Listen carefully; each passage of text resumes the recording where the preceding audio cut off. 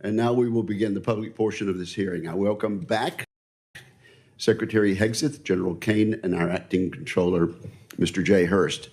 I thank all of them, including their families, for their service. For the dozens of Americans that regularly watch our hearings, my next remarks will be no surprise, but for new viewers, I want to reiterate some context for my remarks. I've said this at almost every hearing. We live in the most dangerous security environment since World War II.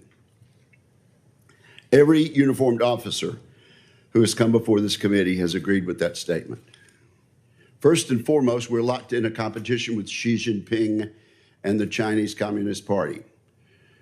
The competition is high stakes, and it is about whether this will be an American-led century or a century defined by authoritarian, autocratic regimes that care little for the needs of their citizens or those in neighboring countries.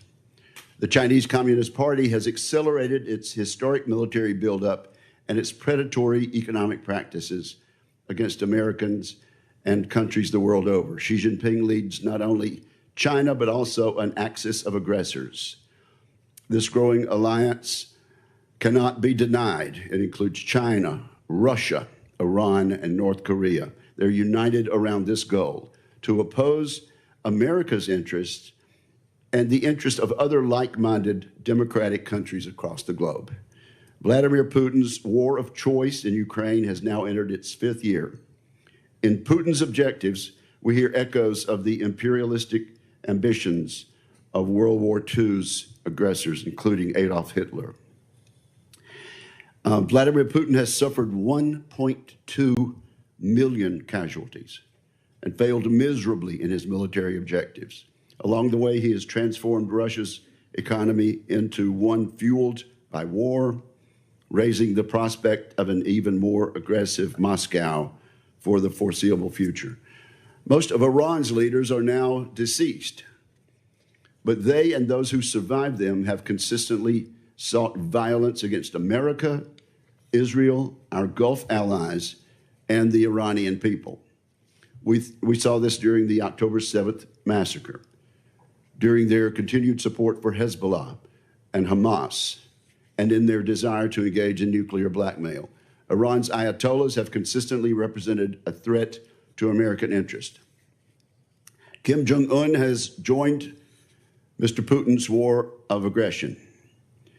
He continues a military and nuclear buildup that threatens South Korea, Japan, and the United States. Ties have never been closer among these four dictators, among these four dictatorships. They support each other's aggressive endeavors, they prop each other up financially, and they scheme to undermine America's objectives. We should expect them to continue this behavior. This context plays out across every dimension of national power: the economy, technology, diplomacy, and more.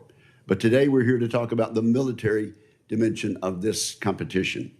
These regimes have regularly tried to take by force what they cannot secure through the political process. For that reason, we must be ready to deter conflicts and, if necessary, to win them. President Trump has used the U.S. military appropriately and effectively for American interests. He has viewed our adversaries as a united bloc and has taken action in light of that reality. In Operation Absolute Resolve and associated statecraft, the president removed an aspiring dictator off the board and set up Venezuela for a future aligned with democratic interests. In Operation Midnight Hammer, he sought to eliminate the Ayatollah's nuclear program. When the Ayatollah chose to double down, the president launched Operation Epic Fury. In that mission, he has worked to remove the regime's conventional military capabilities and force it back to the table for a permanent solution. While we all mourn the tragic loss of the 14 service members who've lost their lives in this conflict, we do so knowing the world is safer without a nuclear Iran. All of these actions are part of a peace through strength strategy. In this approach, we seek first to avoid war, but we take military action when necessary to achieve U.S. interest. And so, Mr. Secretary, I'm pleased that you are here testifying today in support of President Trump's historic $1.5 trillion defense budget request. That sum will go a long way toward rebuilding our military capabilities for a generation. I should say up front that this may be a long hearing. There's much to discuss. This $1.5 trillion request is chock full of important programs and initiatives that are absolutely necessary to secure American interest in the 21st century. I think this funding underpins and accentuates three comparative advantages the United States possesses over the axis of aggressors. The first comparative advantage America enjoys over our adversaries is that we have the best innovation and industry in the world. So I hope our witnesses today will cover the progress we've made in just the past year rebuilding the American arsenal. Last year, our reconciliation bill, combined with bipartisan appropriation bills, achieved about $1 trillion defense budget. This year's request would represent a near 50% increase. Every penny of it should be money well spent, making down payments on crucial transformational capabilities such as drone warfare, low-cost munitions, and missile defense. Also last year, Congress and the executive branch achieved historic acquisition reforms. Consequently, we're well positioned to make huge gains on efficiency this year and in the years to come, making it much more flexible and a more timely process. I look forward to discussing how we might accelerate implementation of these actions. In particular, I'd like to see the Pentagon do more this year to drive competition in the defense industrial base. Competition absolutely drives better outcomes for our service members and taxpayers. Of course, our people are the final comparative advantage we have over our adversaries. We've enjoyed significant improvements in recruitment and retention, but we need to solidify a merit-based environment that fully cares for our personnel. I commend you, Mr. Secretary, for your efforts over the past year to do just that. That task will never be finished, of course, but we embrace it gladly and we salute the progress. We will always be striving to care for and equip American service members as much as possible. I look forward to more work between this committee and the department this coming year. With that, I turn to my friend and colleague, Ranking Member Jack Reed. Well, thank you very much, Mr. Chairman, and Secretary Hegseth, General Caine, Mr. Hurst, welcome. And please convey my appreciation, all of our appreciation, to our military service members and defense civilians. We owe them our deepest sense of gratitude. Mr. Secretary, this is your first public appearance before this committee in nearly a year. Since your last public testimony, you and President Trump have unwisely taken the United States to war with Iran. You ordered attack on Venezuela and have directed ongoing illegal boat strike campaign in the Caribbean and Pacific. At your direction, our forces have bombed Yemen, Somalia, Iraq, Syria, Nigeria, and Ecuador.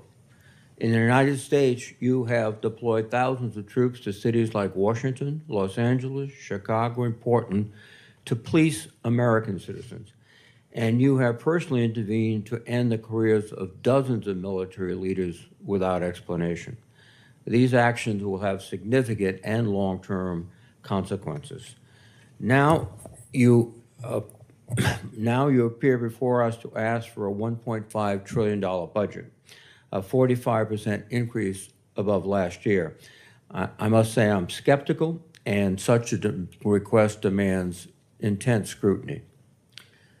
61 days ago, President Trump unilaterally began the war in Iran.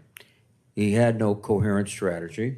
He refused to make a case to the American people or consult Congress. He failed to present any evidence of an immediate threat, and he ignored the advice of military and intelligence experts who warned him of the consequences. Today, our nation is in a worse strategic position. The Strait of Hormuz was open, now it is closed. 13 service members have tragically lost their lives, and more than 400 have been wounded.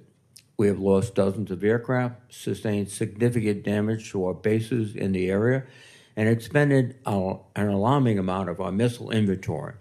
Morale and readiness across the force, especially among overdeployed units and vessels like the USS Gerald R. Ford aircraft carrier, have suffered.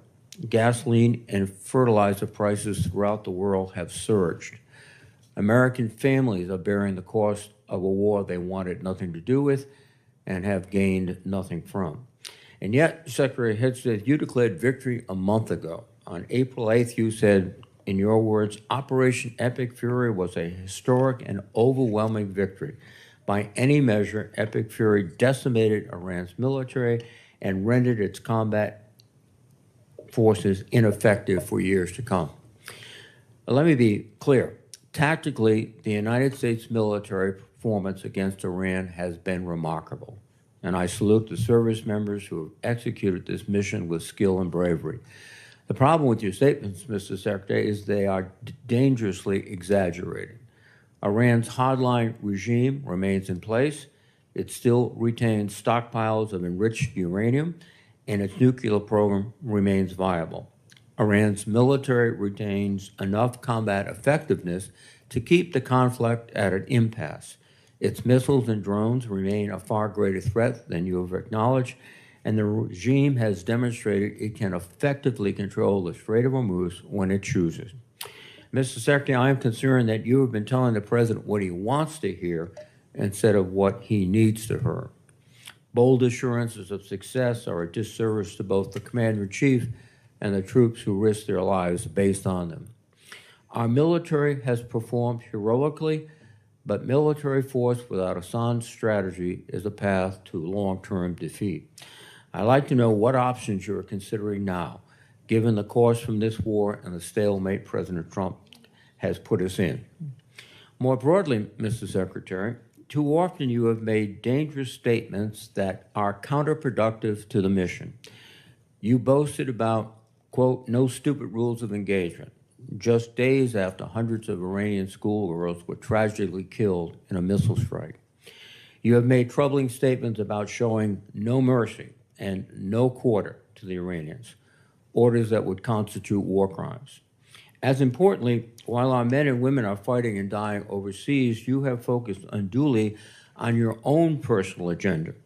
In the past 2 months alone, you have taken upon yourself to overhaul the chaplain corps, cancel flu vaccine requirements, repeal firearm restrictions on military posts, and bar service members from attending certain universities. Just this week, you brought performer Kid Rock to an Army base to go for a joyride in an Apache helicopter after dismissing an earlier investigation into the pilots who recklessly chose to hover above his home. That runs directly counter to the chain of command and maintaining good order and discipline. Most disturbingly, during your tenure, you have fired dozens of our most senior military leaders and personally intervened to block the promotions of many others. That is a betrayal of the merit-based system that forms the foundation of our military. You are hollowing out the military's bench of experienced and highest performing senior officers while making young officers wonder if they should continue to serve. My colleagues and I have heard from countless service members throughout the ranks, many of whom will be watching right now, who are confused and disturbed by your actions. Hopefully you can explain them today. Additionally, this committee expects a fulsome update on Operation Southern Spear. This ongoing campaign against suspected drug trafficking boats has resulted in nearly 200 fatalities. The administration has failed to explain the long-term objectives of this mission or provide any evidence of reduced drug flows into the United States. I would ask for a credible answer to this most fundamental question: what is the operation actually meant to accomplish? Mr. Secretary, you are here to promote the President's $1.5 trillion defense budget. While this budget provides funding for necessary programs, including shipbuilding and drone manufacturing, many other critical programs like barracks repair and aircraft procurement would rely on the passage of a party line reconciliation bill. Further, this budget slashes research and development, provides no funding for Ukraine, and includes no funding for losses incurred from the Iran war. Yesterday, Mr. Hurst testified that Operation Epic Fury has cost $25 billion. If nothing else, that help clarifies that we certainly do not need a supplemental anywhere near $100 billion, much less $200 billion. And in this record-breaking budget, there is no pay adjustments for the civilian workforce, and with inflation, that is a pay cut. After a year of Doge layoffs and a hiring freeze across the department, this is an insult to the 800,000 men and women who support our warfighters every day. I cannot imagine a faster way to erode readiness and distract from our abilities to deter our adversaries. Ultimately, Mr. Secretary, I believe you are causing lasting harm to the military. Like many members of this committee, I had the opportunity and the privilege to serve in the military. And every officer knows they are duty-bound to give their best professional advice, even if it is not what their superiors want to hear. Because when leaders fear to speak honestly, people die, missions fail, wars are lost. The American people's trust in our military took 250 years to build. You are dismantling it in a fraction of that time. And trust, once long, can take generations to rebuild. Mr. Secretary, today I hope you'll take a step forward toward rebuilding the trust that has been lost. Thank you, Mr. Chairman. Mr. Secretary, you are now recognized for your opening statement, sir.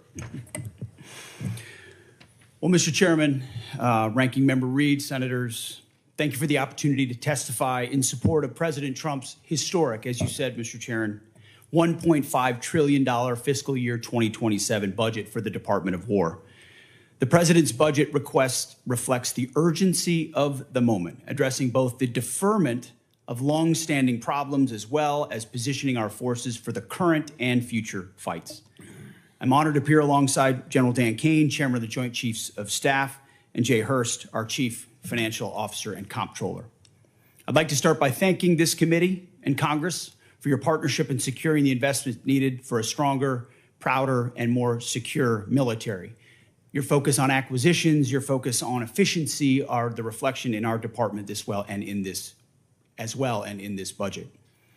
A nation's ability to build, to innovate, and to support the critical needs of its warfighters at speed and at scale is the foundation upon which its deterrence and survival rests. However, upon taking office on January 20th, 2025, President Trump inherited a defense industrial base that had been hollowed out by years of America Last policies, resulting in a diminished capacity to project strength.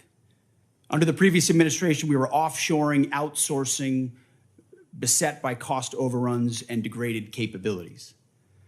But under the leadership of President Trump, our builder-in-chief, we are reversing this systemic decay and putting our defense industrial base back on a wartime footing. Urgency informs everything we do.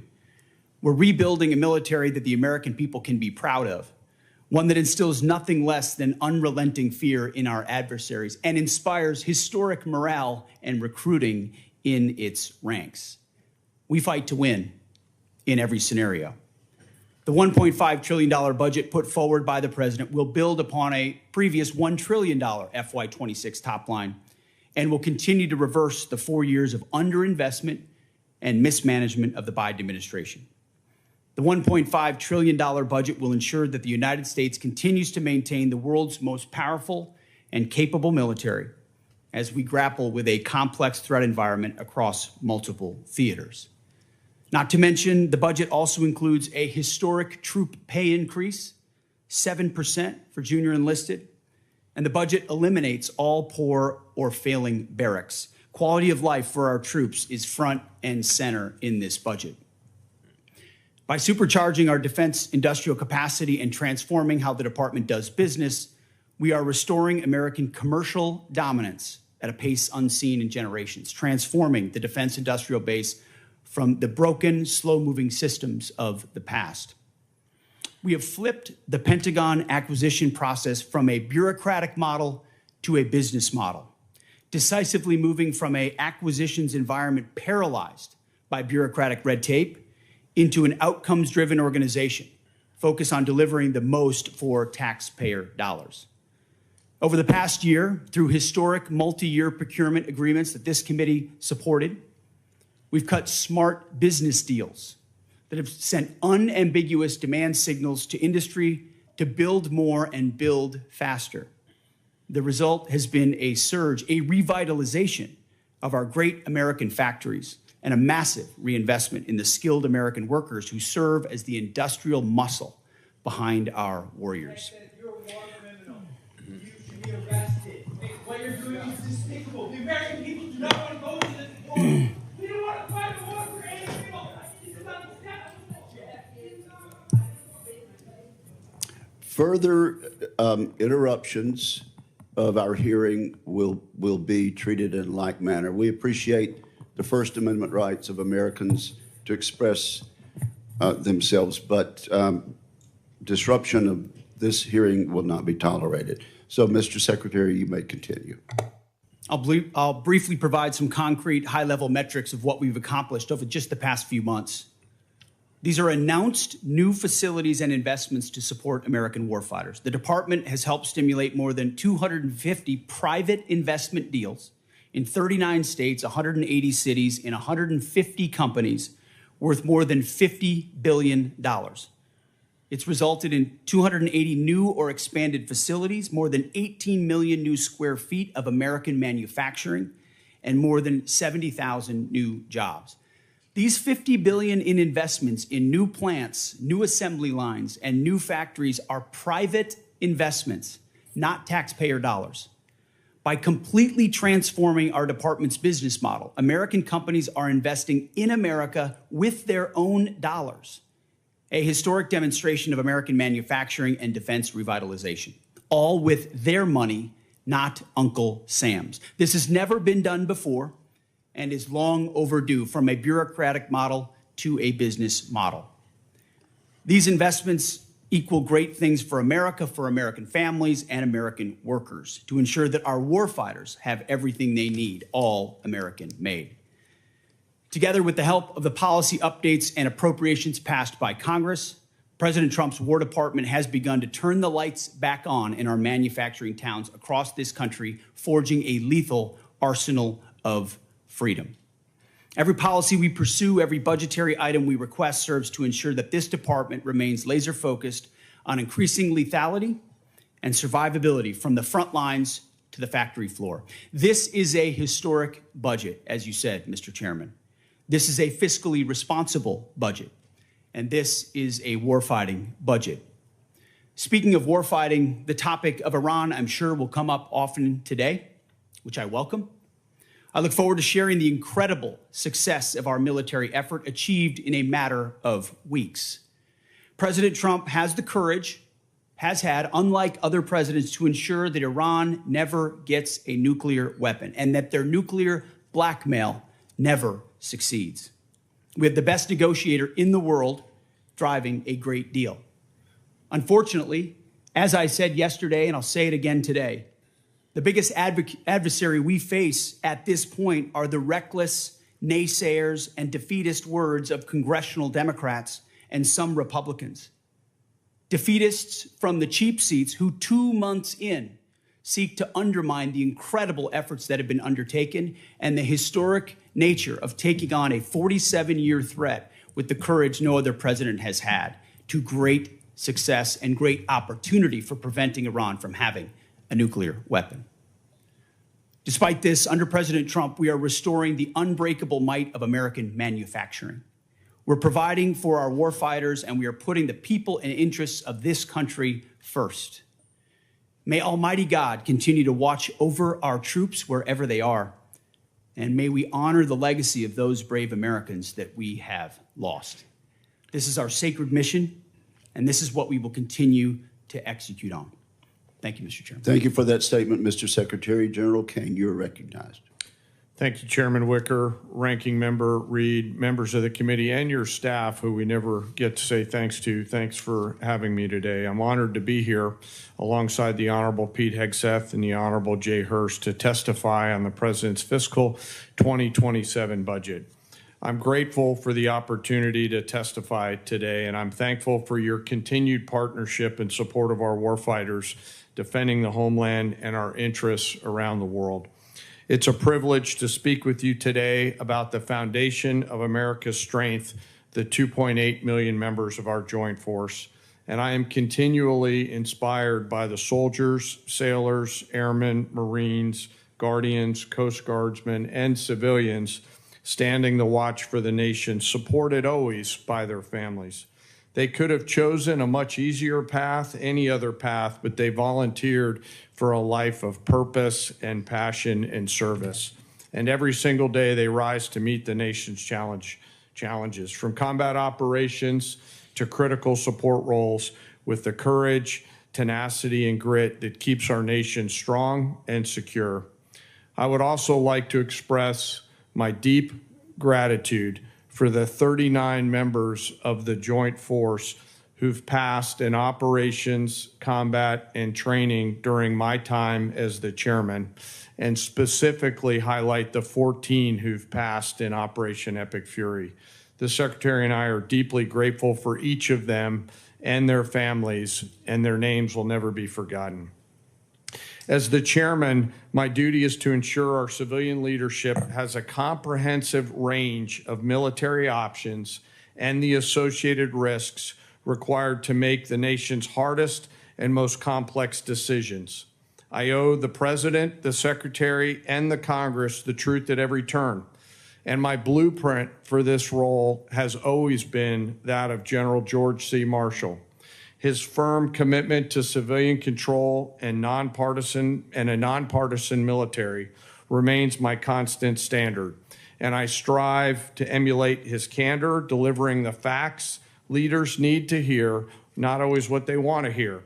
And once a decision is made, executing it with the absolute dedication while keeping the joint force precisely where it should be. That's the demand of our profession.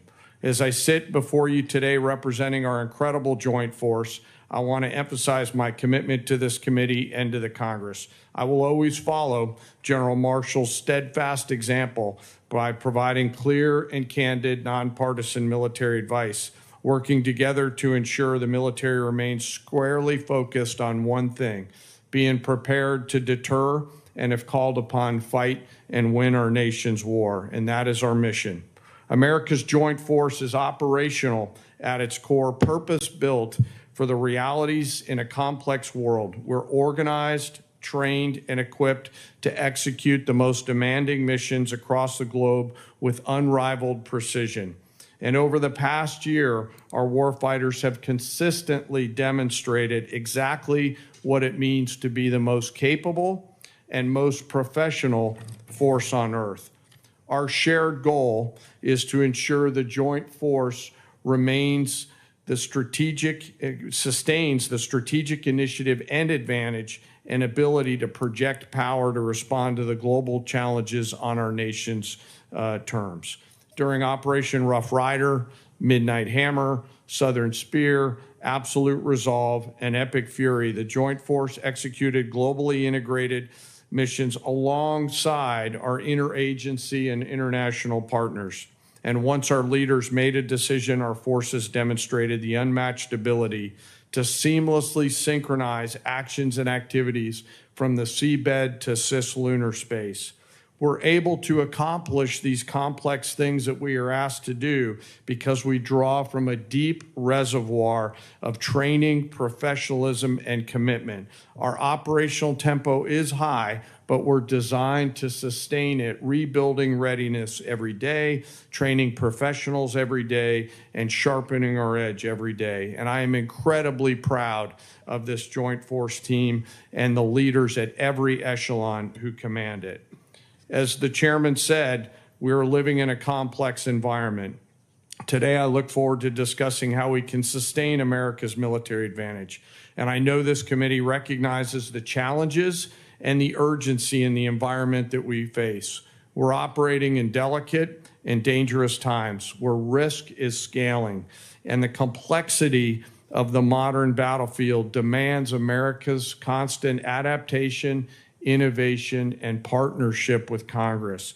As a joint force, we're up to the challenge. We're built for this environment. However, our continued success is not guaranteed by our past achievements. We must continue to be forward-looking and innovate together with the Congress. To drive the pace of change and maintain our superiority requires timely, predictable, and sustained investment. And the resources we're going to discuss today are critical to modernizing the joint force and ensuring whatever threats might emerge, we are prepared to defeat them, to protect our interests and defend the nation and win.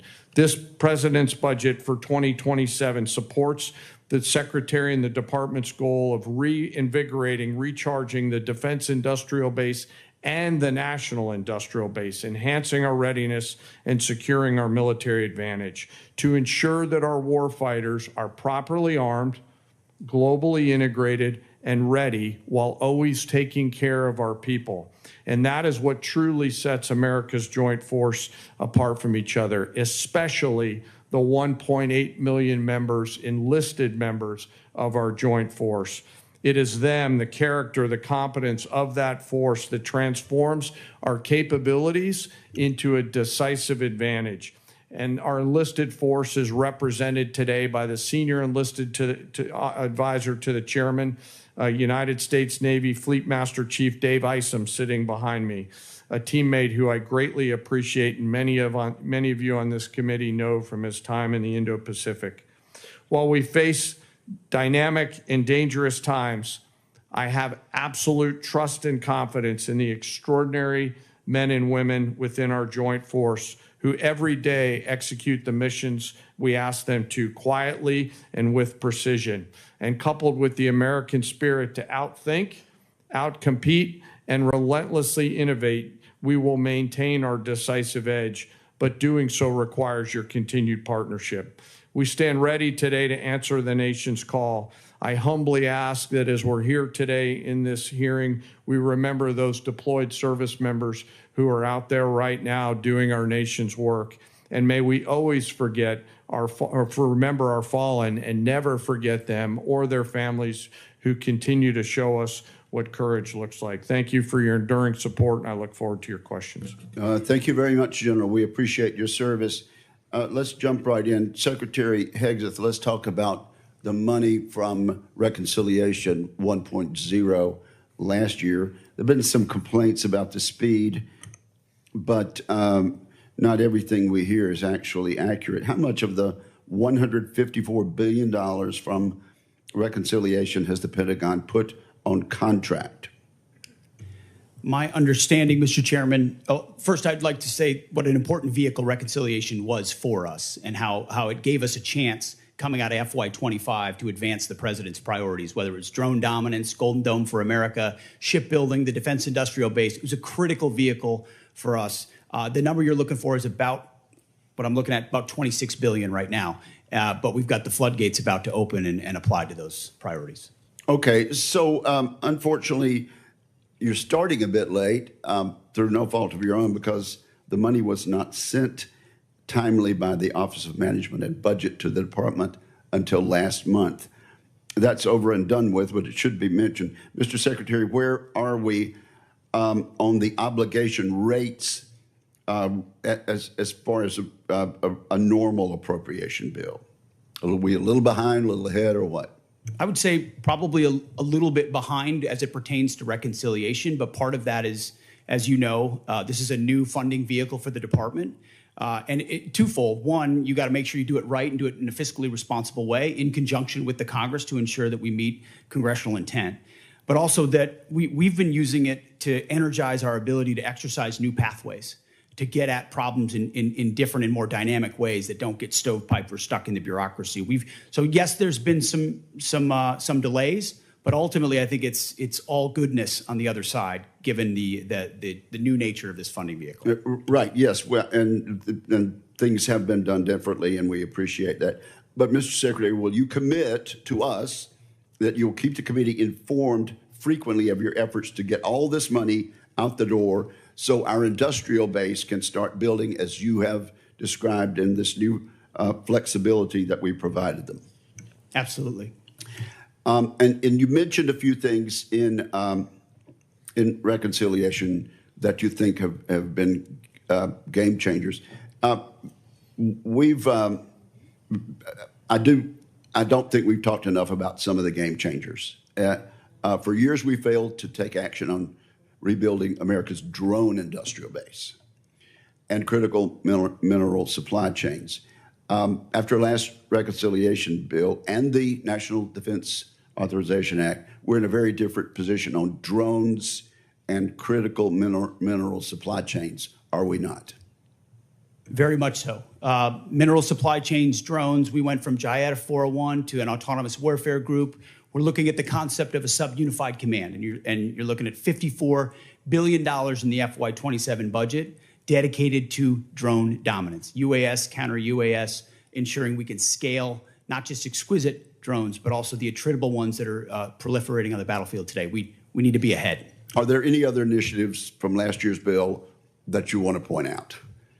And you only have a minute and a half. The investment in Golden Dome for America, Right. the ability to get running on that, and we are on schedule to deliver capabilities inside this administration.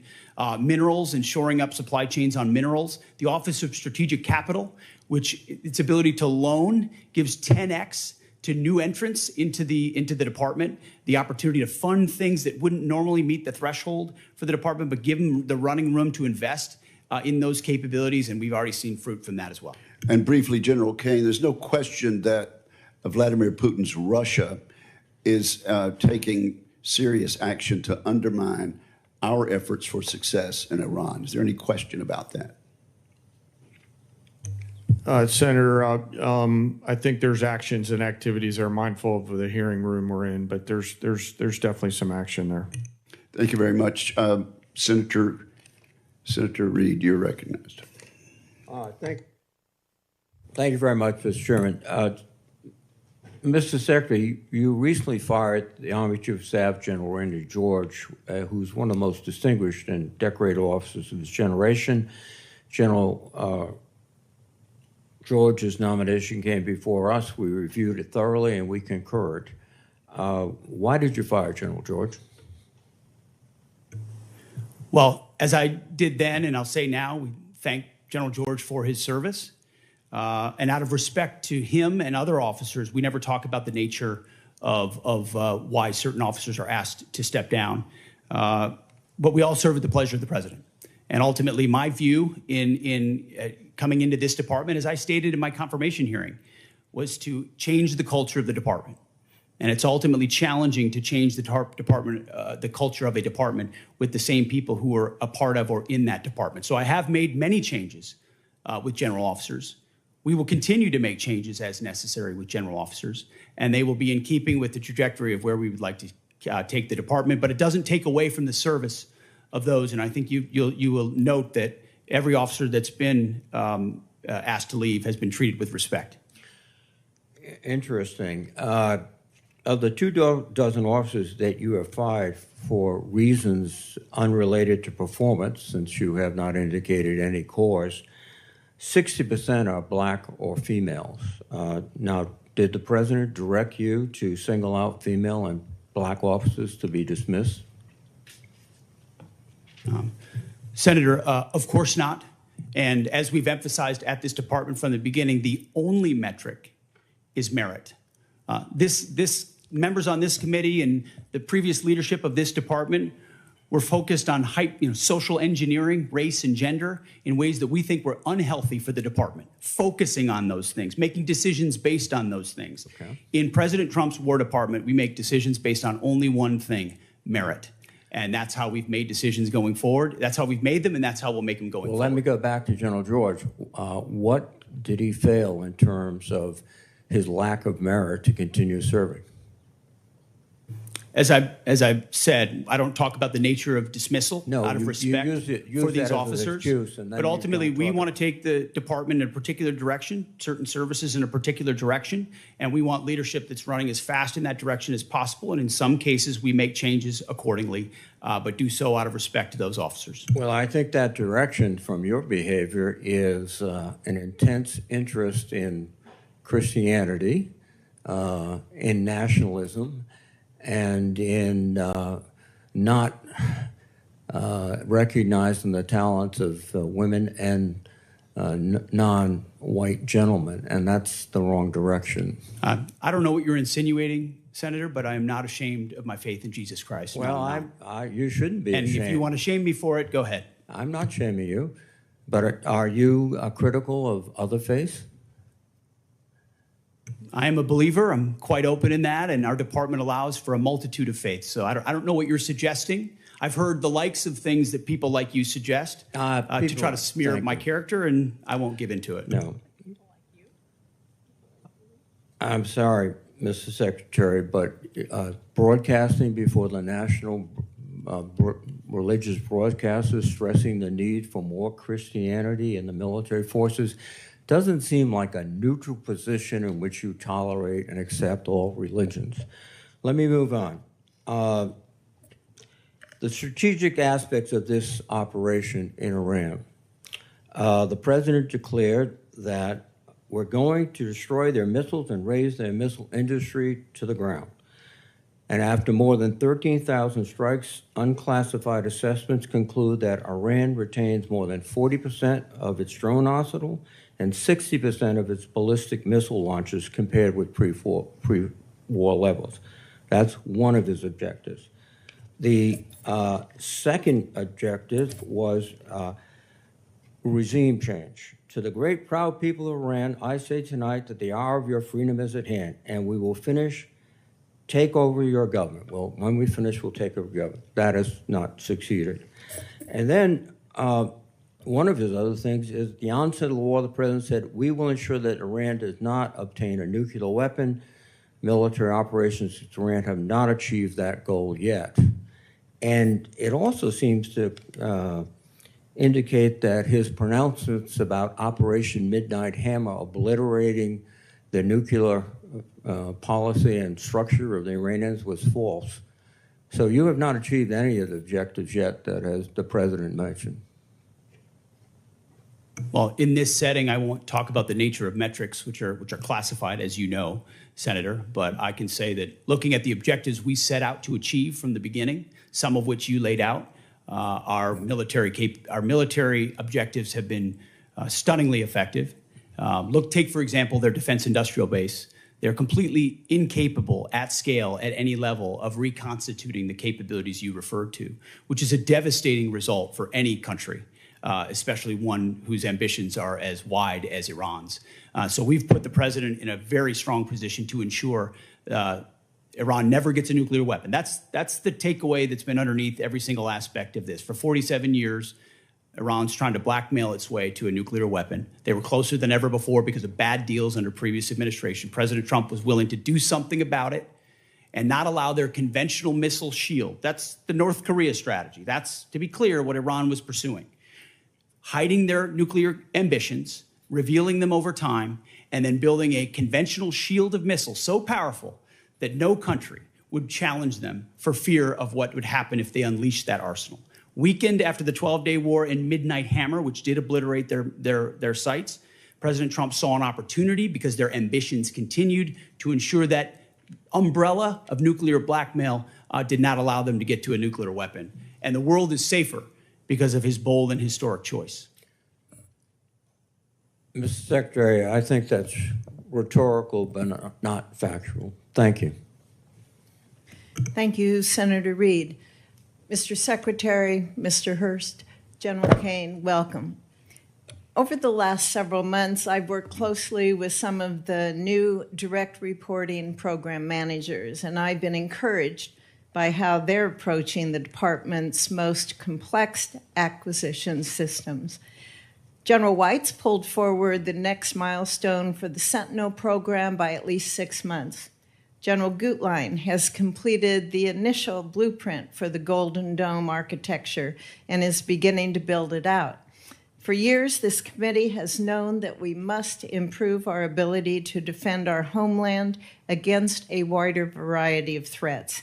And we finally have a partner with the full backing of the department to lead the charge. Mr. Secretary, what's the advantage of this new type of program management structure? Well, thank you for the question, Senator. It's acquisition authority, technical authority, contracting authority. It's consolidating decision-making in one place under a highly screened, highly capable General White and General Gutlein, who know that terrain extremely well and understand what mistakes have been made in the past in programs of that magnitude, and then are given the authority to cut through the red tape. That's the key. Success or failure lands with them, and they know it. And as a result, they're incentivized to ensure that program, and then given every dollar and authority needed to move it as quickly as possible. So whether it's Sentinel, whether it's F-47, whether it's Golden Dome for America, these critical strategic assets, the direct report construct, along with Deputy Secretary Feinberg, who is a national treasure and is changing the way we do business at this department, is giving us a chance to ensure these critical systems are delivered. Thank you. And General Caine, can you give us your thoughts on why the Golden Dome received why they must receive that requested $17 billion in funding for the fiscal year 27? Well, Senator, it's as you know, it's an essential part of our Homeland Security layered defense, and as General Gutlein begins to do the work that you're asking about, and frankly helping to advance, the insurance around that down payment, charging the defense industrial base with those capital allocations will allow them to get after it much, much quicker. We appreciate the help. And if there's a delay in that funding? Well, I hopefully there won't be, Senator, because we've got a leader on that account 24/7, 365. But if we do, we'll always, of course, come back and talk to the Congress, but also figure out what has to be true to help that constraint get removed in that production system. And that's really what we're asking these leaders to do, is to be able to get past the theory of constraints. Okay, thank you. Secretary Hegseth, I agree with your statement on nuclear deterrence when you said nothing else matters if we don't get this right, so we will. We need a modernized nuclear triad and NC3 architecture that can credibly deter multiple adversaries instead of an insufficient nuclear force structure based on fundamentally flawed assumptions made 16 years ago.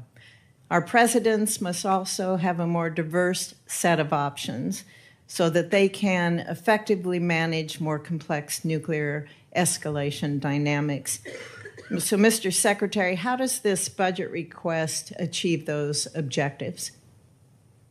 Well, thank you for your leadership on this issue for a very long time. First and foremost, it invests in it. $71 billion in our nuclear triad and NC3, understanding that if you get that wrong, you get everything else wrong. Frankly, it's why the Iran effort is so important. Imagine what the situation in the region would look like if Iran also wielded a nuclear weapon, and the limits it would put on our capabilities in those situations. Our adversaries have to deal with that dilemma because of the strength of our nuclear triad. So that $71 billion investment, the DERPMs that have been put over top of it to move those systems left, as you acknowledged, it's just been a priority since we came into the building, and we're funding it accordingly. And Chairman Caine, Secretary Hegseth, whoever would like to answer this, should our nuclear command control and communication systems like the SAOC be given the same level of priority as Congress considers the department's budget request as our triad? I think so, but I defer to the chairman. Yes, ma'am. We got to be able to see to anything. So, yes, ma'am. Thank you. Senator Shaheen, you are recognized. Thank you, Madam Chair. Secretary Hegseth, Congress enacted $400 million to provide security assistance to Ukraine in January. Now, the committee received a notification just yesterday confirming only that the funding would go toward Ukraine. It contained no details about the type of equipment, no delivery timelines, nothing that is typically included in these notifications. And when asked about the delay in funding, the committee was told that Bridge Colby was developing a spend plan, but we've received nothing. So when can we expect the full spend plan for this appropriation? And Madam Chair, can I, if this is not already part of the record for the committee, can I enter it into the record? Without objection. We acknowledge and are executing on the European capacity building amount of $400 million that you referred to. Undersecretary Colby's done a great job looking at options and worked very closely with our European commander, General Grinkowitz. So his requests of what makes the most sense will inform what ultimately is invested in. Well, this notification says that UCOM coordinated on the spend plan in March, but General Grinkowitz told this committee on April 16th that he had not yet been asked to review any spend plan for this appropriation. So, General Caine, have you received the spend plan for funds in Ukraine, and have you asked the UCOM commander for his concurrence? I do not believe so, but I will find out, Senator, and get back to you by the end of the day. Thank you. And yesterday, Mr. Hurst, you told the House that you needed to seek legal review to appropriate the funds as Congress intended. So can you share with us what the nature of that legal review is? And seems to me the law was pretty clear. I saw it. It was part of the defense appropriations bill that we passed in January. And as you know, violating congressional intent on appropriating funds is a violation of the Impoundment Control Act. So what's the nature of the legal review that you have to get? Thanks for the question, Senator. What we're looking at is if we could use the funds in the same manner as USAI, and we had our counsel look at that. And so they provide us a legal opinion on how the funds could be used to support European capacity building. And can you share with this committee what that legal opinion is? Ma'am, I don't have a copy of that, but we can ask the OGC office if they can supply it to you. Madam Chair, can we ask that that legal opinion is shared with the committee officially? Thank you. Also, I don't know who can answer this, but it says that consistent with the President's priority to shift the financial burden of Ukraine support to European partners, the United States will seek commensurate financial contributions via the Prioritized Ukraine Requirements List, or PEARL, from the European partners for this program. So what's the justification for using PEARL when there's $400 million in appropriated funds? Can somebody answer? PEARL is a reflection of the President's priority and the belief that any weapons that are understand supplied that, are paid for by European partners and used as they see fit, whether it's Ukraine or somewhere else. But that was not the intent of Congress in providing that $400 million. As I understand the PEARL program, the Europeans purchase those weapons from the United States and they pay for them. But this appropriation was $400 million that Congress expected to be provided to Ukraine, not paid for by the Europeans, but provided from the United States to support Ukraine. So again, I don't understand what the justification is for using PEARL when that's not the intent that Congress provided. We're following the intent of European capacity building, but at the same time recognizing that wherever PEARL can be utilized so that the Europeans contribute to that fight, per the burden sharing approach that this president takes is important. Congressional intent. And that's what I'm asking you, why you're using PEARL to do something that Congress intended to go directly to Ukraine. Well, Mr. we look Hurst, forward to can working you with answer you on that. What was the legal opinion on this? Did you ask the attorneys if the $400 million could be used for the PEARL program? Let's get back to you. We'll take it for the record, ma'am. Thank you. And what portion of the funding that's committed from the Europeans under PEARL is being used to assist Ukraine rather than restocking our own shelves? Can you answer us that? That's up to Europe. Ultimately, Europe pays for at any weapons that we provide, and they can utilize them as they see fit, whether it's Ukraine or otherwise. Thank you, Senator Thank you. Shaheen. There have been a number of times when our witnesses have stated, both in the closed hearing and up here, that they will get back to us. And we certainly hope that will happen very expeditiously. So thank you very much, and thank you, Senator Shaheen. Senator Cotton. Thank you, gentlemen, for your appearance today. Mr. Secretary, you provided us with a chart here entitled The Arsenal of Freedom, which includes a lot of sites that you visited. My favorite one is down here in South Arkansas, Camden, where you and I had a chance to visit just a couple months ago, highlighting the great work that the people there are doing to help rebuild our arsenal of freedom. Thank you, first off, for being there and for your kind words for the workforce of the people of South Arkansas. Isn't it fair to say that the war in Iran, just like the Ukraine war before it and still today, hasn't caused any challenges with our munitions the way some of our Democratic colleagues would say, but it's exposed a decades-old problem of brittleness and fragility in our defense industrial base before you and General Caine took over, and that we're trying to address right now? In many ways, that's precisely what we're trying to address. We also have a situation where President Trump rebuilt our military in the first term, and a lot of those munitions and a lot of those capabilities were sent to Ukraine under the previous administration, to the point where when we ask our commanders or when we look at O plans, the answer often is that was sent to Ukraine. So the recognition of those two things has, as the president gave us a charge from day one, to rebuild the arsenal of freedom, to fast forward, not to provide a little bit more of each thing, but 2x, 3x, 4x the number of exquisite munitions that we need. The expenditures that we've seen under this administration, we can account for them, and we ensure that other O plans and elsewhere are well taken care of. So on the munitions front, we're in really good shape, but we need to accelerate, and that's exactly what we're doing. And I think that's an important point you make, is that we're not just trying to fill a hole that was created by epic fury or by support for Ukraine. We're going to fill that and then go much beyond that for our needs in the future. So we're never caught where we were over the last several years with these worries about munitions running short. Is that right, Mr. Secretary? That's exactly right. The president has charged up with not just replacing anything, but filling it up, as he might say, to the tippy top, and make sure that the remainder of this term and future presidents have all the munitions they need for any level of contingencies, especially considering the dangerous world we live in. I want to turn now to Operation Epic Fury. It's been a smashing military success. Unfortunately, we have suffered casualties, to include soldiers killed in the line of action.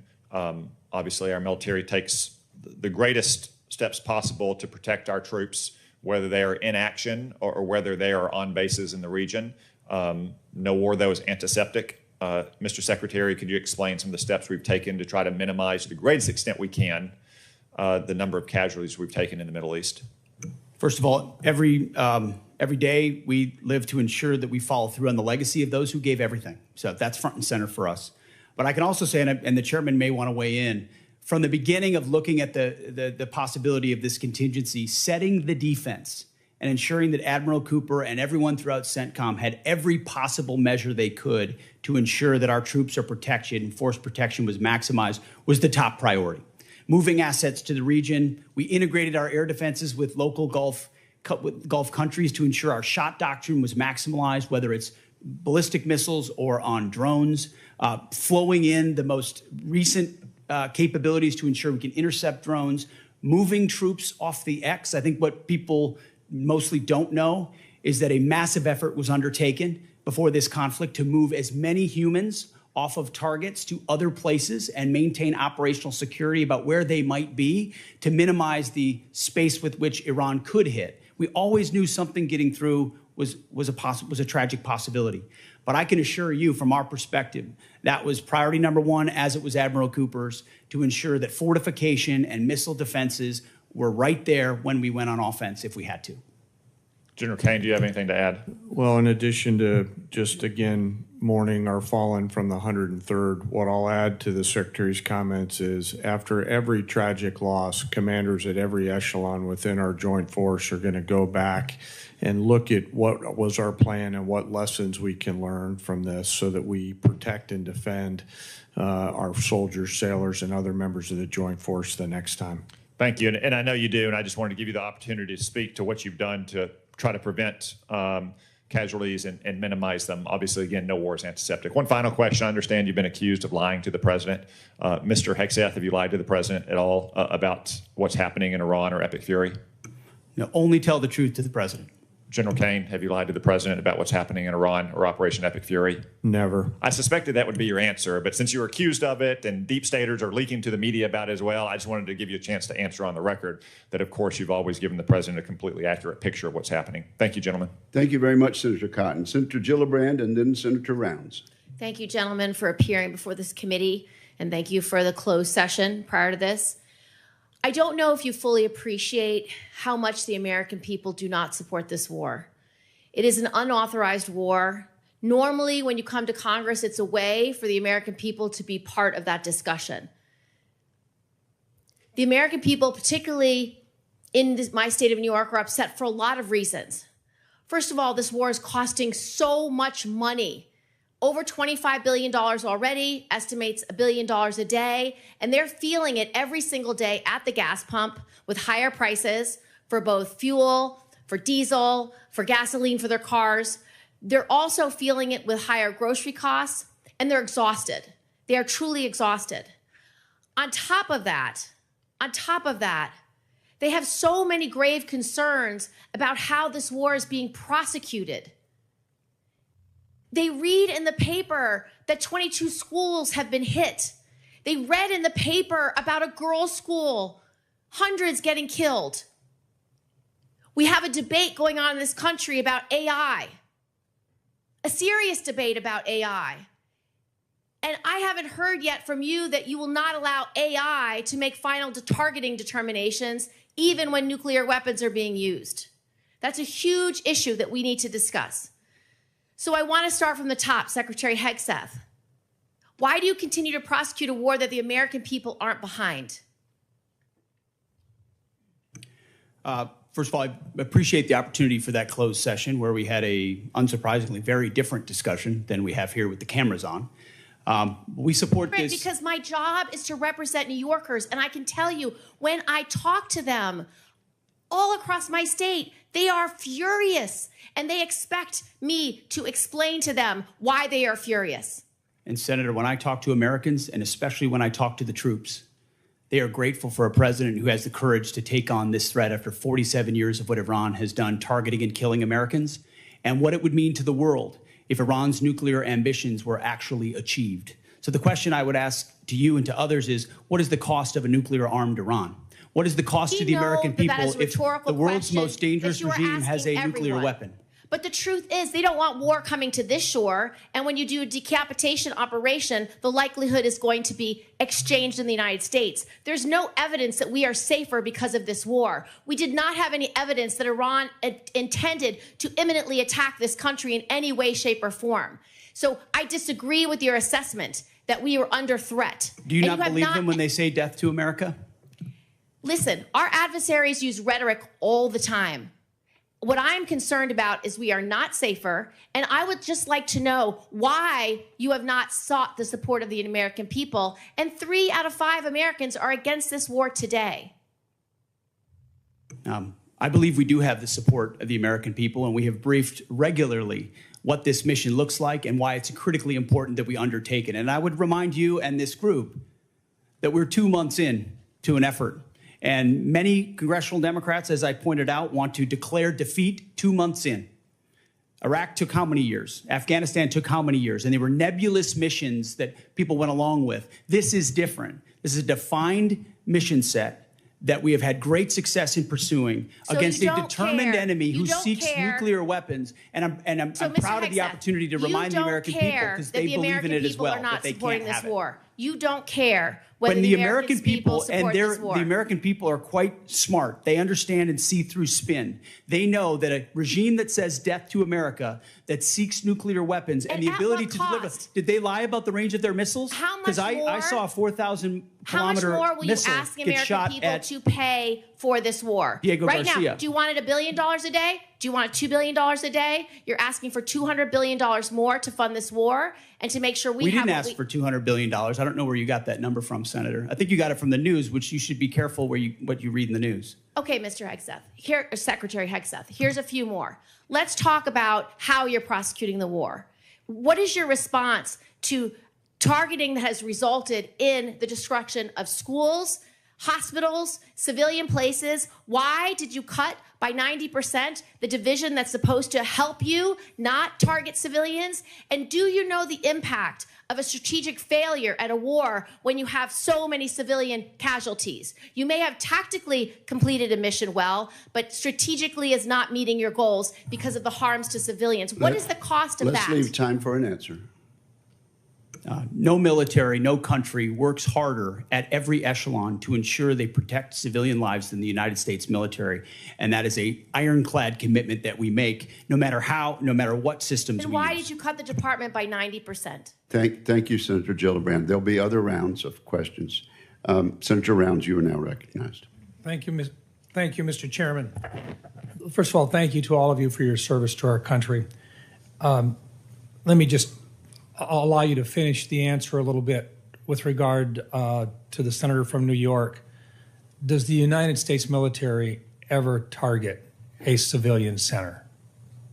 Well, thank you, Senator. Unlike our adversaries, unlike radical Islamists, unlike those that target civilians or use civilians as shields, the United States military never targets civilians and puts constructs in place to ensure that the maximum extent possible, we do not harm or hit civilians. Is war a difficult place with a lot of complexities? Absolutely right. But no country does more and no department does more than our department. Do you still have all of the resources necessary to assure that every opportunity to eliminate that as a threat in terms of that happening? Do we still have the resources available in the department to make sure that we do the best we can never to hit a civilian target? Every resource necessary at every echelon is available, legal, intel, and otherwise, to ensure that we minimize at every extent possible civilian casualties. And the suggestion was made that somehow AI might be used without a human in the loop, which is a classic anthropic talking point, which is half of what we talked about previously. There is a human in the loop on decisions that are made, and the suggestion otherwise is to suggest that somehow AI is running targeting. Thank you. Right now, part of what we're also talking about is not just are we engaged right now in terms of trying to eliminate the threat from Iran in terms of being a nuclear-armed country, but we've also got staring with us as well the fact that we have an ongoing principal threat with regard to a pacing threat with China. The dual-capable B-21 Raider will be a critical part of both our conventional and our nuclear deterrence against China and Russia. As you know, the Air Force's program of record includes plans to procure 100 B-21s, but many national security experts and leaders, including STRATCOM Commander Admiral Corral and INDOPACOM Commander Admiral Paparo, are calling for a greater number of B-21s. Admiral Paparo testified here last week that he would favor buying 200 B-21s. Secretary Hegseth and Chairman Caine, could you speak to the progress and the importance of the B-21 program, and if you agree with the growing sentiment that the U.S. needs to revisit the B-21 program of record and assess the requirement for at least 200 B-21s to match the global threat? Would you speak just to exactly what that would mean and what the probability of that is? Thank you for the question, and I appreciate the fact that you're listening to and hearing from combatant commanders, because that's who we listen to as well, who are looking at the operational plans and what would be required to ensure we deter and, if necessary, defeat. Assets like the B-21 or the F-47 are critical to that. That's why we're funding them and increasing the funding, and where necessary would increase the allocation. And I think you see a budget that reflects the reality that we have to invest in more capabilities, to include the B-21. which is ahead of schedule. And we will be funding to the tune of $6 billion, and we believe will require a lot more, over 100 in the future. But I'll defer to the chairman. Hey, sir, thank you for the question. Working through the J-Rock and the vice chiefs, I'll absolutely stack hands around assessing the requirement, and we're glad to see B-21 on the flight path, no pun intended, that it's on through operational testing. On the specific numbers, the one sort of big picture strategic thing I want to say is we want to make sure as we think through what does air power of the future look like based on the evolving threat, that we're staying well in front of it. And so that's the only thing we'll look at in the assessment. But I'm on board with assessing the numbers. I want to make sure we're buying ahead of the technology development curve so that we give all those young warfighters out there the capabilities that we need well into the future. Is there any question at all that we're going to need more than 100 B-21s? I want to go back. Here's how I'll look at it, Senator. I want to go back and look at the O plans right now that we have to make sure that we allocate those numbers. So I don't believe so, but I do want to take the due diligence time, if you'll allow me to look at that, Senator. Good. I appreciate the opportunity to visit with you and to clarify Yes, sir. Absolutely. what that number should look like in the near future. Yes, sir. Thank you. Thank you very much, Senator Round. Senator Blumenthal. Thank you, Mr. Chairman. Thank you for being here today. I want to talk about the costs of war. The costs of war include caring for our veterans. We've had an estimate from Mr. Hurst yesterday that the cost to date in dollars for this war has been $25 billion, which I believe is well below the actual cost based on everything that I've heard, everything available to us in various kinds of settings, and I'm going to ask for a more accurate assessment.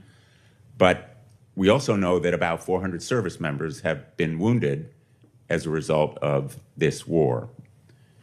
When they retire, when they come home, their retirement pay will be docked dollar for dollar for every disability benefit dollar they receive. Secretary Hegseth, I'd like your commitment that you will support the Major Richard Starr Act that will eliminate this wounded warrior tax. I'm sure you're familiar with it. Tens of thousands of servicemen and women now are reduced in their retirement pay literally for every dollar of disability benefits they receive. Well, I appreciate your focus on this issue, and I will tell you you mentioned roughly 400 that have been injured. Thankfully, over 90% are returned to duty. But that doesn't mean they wouldn't have a residual challenge. And we're tracking that at point of injury to ensure that that is noted, even though they're returned to duty. But what I'd like is your commitment that you will support the Major Richard Starr. As I have said in the past to other organizations, we support the Richard Starr Act.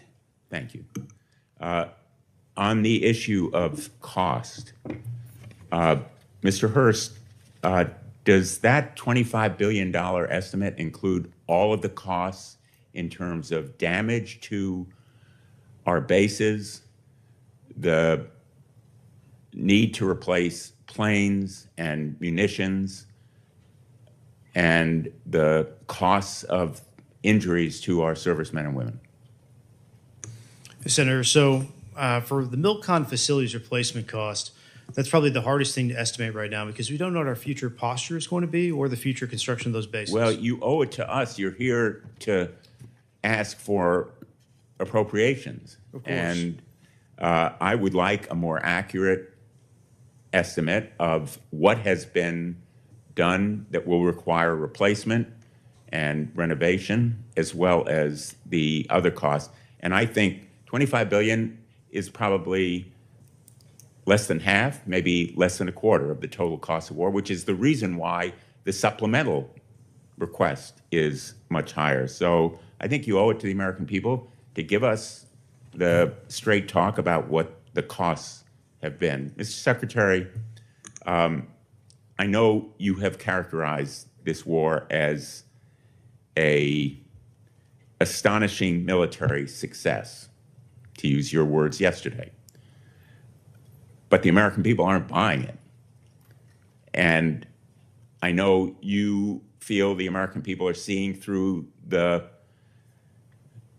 abstruse stuff that is thrown at them, but one point is irrefutable, which is America never succeeds in war unless the American people are behind it. And if what you're seeing as success now is winning, I would hate to see what losing looks like, because none of the shifting and contradictory objectives of the war so far have been achieved. Likewise, let me ask you, yesterday, the president said that Ukraine has been, quote, militarily defeated. I assume you don't agree with that assessment.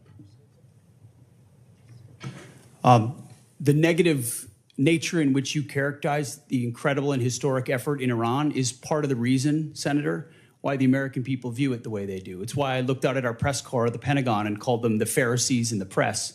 It's because they look for every problem. Well, I'm asking you about You look for Ukraine. every problem that exists, Ukraine and you has miss. been militarily defeated. You miss the I would plank. submit, based on my 9 trips to Ukraine, that is a false narrative that the president's We are buying 2 from months Vladimir into a Putin. I historic hope that military success in Iran, and will you want to call it a dispute it defeat. And it's because defeatist Democrats it like is you the that people cloud the of mind of the Ukraine American who are people fighting and for their would otherwise survival, fully support fight no preventing help Iran from having a the nuclear weapon. administration, and they are bravely fighting our fight. And that is the reason that I'm pursuing the Russian sanctions bill, which is bipartisan, along with Senator Graham, and why I hope we will recognize our obligation to release that $400 million, which we've appropriated. Thank you, Senator Blumenthal. Senator Ernst. Thank you, Mr. Chair, and thank you, gentlemen, for being here today. Really do appreciate your time to be with us. Before I begin some of my questions, I do want to start with something personal, and both to you, Secretary Hegseth, and to the chairman. I want to thank you both for the time that you take to recognize our fallen and those that have given, of course, during this administration, given their all. You have traveled to Dover and have been there to greet those families and to welcome home the fallen. I've been there with you, and Iowa has been hit in particular very hard. We lost 2 of our Iowa National Guardsmen from the 2nd Brigade Combat Team, 34th Infantry Division. Secretary Hegseth, you know full well the 34th. But we also lost 6 members from the 103rd Sustainment Command Expeditionary based out of Des Moines, Iowa during this current conflict. And again, your presence there meant a lot to the families. It also meant a lot to me. So thank you very much for taking the time to do that. Secretary Hegseth, you and I have had many discussions over the course of many months now regarding general officer positions. And, you know, I believe that we were operating in good faith as we talked through a couple of those in particular, 2 Iowans, General Mingus and General Randy George. I was disappointed to see that their retirements were hastened over what I believed had been set out by you and the administration. So I just want to take the time to list out some of General Randy George's accomplishments as Army Chief of Staff. He pulled the Army out of its worst recruiting crisis since the Vietnam era, exceeding fiscal year 2024 recruiting goals and welcoming more than 61,000 new soldiers. Recruitment numbers that both you and the president talk a lot about, and rightfully so. He cut 5% of general officer positions, 12 positions that were deemed as non-essential in the Army, and he reduced the Army headquarters by 1,000 personnel. He co-authored the Army Transformation Initiative, which is a comprehensive response aligned with your directives, and he testified here in front of Congress and took a lot of heat defending that Army transformation. He was suddenly let go at the beginning of April 2026. General George's merits, which I firmly believe in, he enlisted at the age of 17. He is a West Point graduate. He had 4 combat deployments. He served in Desert Storm, Iraq, and Afghanistan. He had 38 years of honorable service. He achieved the greatest Army recruitment and modernization effort in a generation. So I want to thank him for his service. And I would like to enter into the record, Mr. Chair, the speeches that I did honoring General Randy A. George on his retirement and General James J. Mingus on his retirement as well. Without objection, they'll be admitted. Thank you very much. I'd like to talk a little bit about the audit, Mr. Secretary. I saw the video that you posted this week calling on the department to pass a clean audit, and thank you for doing that. It's something that we talked about during your confirmation hearing. Fiscal responsibility at the department has been a priority of mine for a very long time, and I think it's time that we build on that momentum. It's extremely important. And that's why I'm pushing for my Receipts Act in this year's NDAA. It's focused on improving financial traceability and accountability across the department. And if you could talk a little bit more about the efforts in making sure that we are being much more accountable to our taxpayers. What is that effort going to entail? When will we see a clean audit? As I said, Senator, thank you for your work on the audit. That has been a priority of our department from day one. And we put in place goals and benchmarks to get to FY28, get to 28 for a clean audit. The Joint Task Force audit, which we announced, was a reflection of even more capabilities we want to push forward and centralize authority to make sure it happens. Jay's been involved from the beginning. We also have a new IG who the new IG's focus, one of his focus points is precisely this, and he's prepared to work with us to ensure we reach it. So I think at every level and through this budget, it's a focus. Okay, thank you. We look forward to seeing a clean audit. Thank you, Mr. Chair. Thank you, Senator Ernst. Senator Hirono. Thank you, Mr. Chairman. Before I begin my questions, I'd like to take a moment to highlight the true costs of this war, both for the military and everyday Americans. And the true cost of the president's illegal war with Iran. And since the start of the war, 14 brave U.S. service members have been killed and more than 400 have been wounded. We've burned through over $25 billion in taxpayer money with no end in sight. And the fiscal year 27 budget request is a massive 42% increase from last year. Hundreds of critical munitions have been expended, and deployments have been extended, directly impacting service members' quality of life, military readiness, and our ability to deter our adversaries. The relationships with our allies, some of our closest allies and partners, have been fractured. And the closure of the Strait of Hormuz, which somehow caught the president by surprise, even though he had to have been warned, is directly contributing to the affordable crisis that Americans are facing. Energy costs are skyrocketing, with the price of gas now at its highest level in almost 4 years. Instability has driven interest rates to its highest level since September of last year. The cost of fertilizer is spiking, which will have a direct impact on the cost of food. This illegal war is driving up costs, undermining readiness, and alienating our allies, with neither a clear rationale for starting this war nor an exit strategy. And when the president was asked how long he'll let this war continue, he said, "Do not rush me." I have a question for General Caine relating to women serving in combat, and I'd like to hear your best military advice. Does the mere fact of women being in combat armed units lower standards or readiness if they meet the physical standards? Well, ma'am, the standards are set by the civilians. We have examples of women leading well across the joint force. I'll highlight some of our current commanders engaged in the fight in Epic Fury.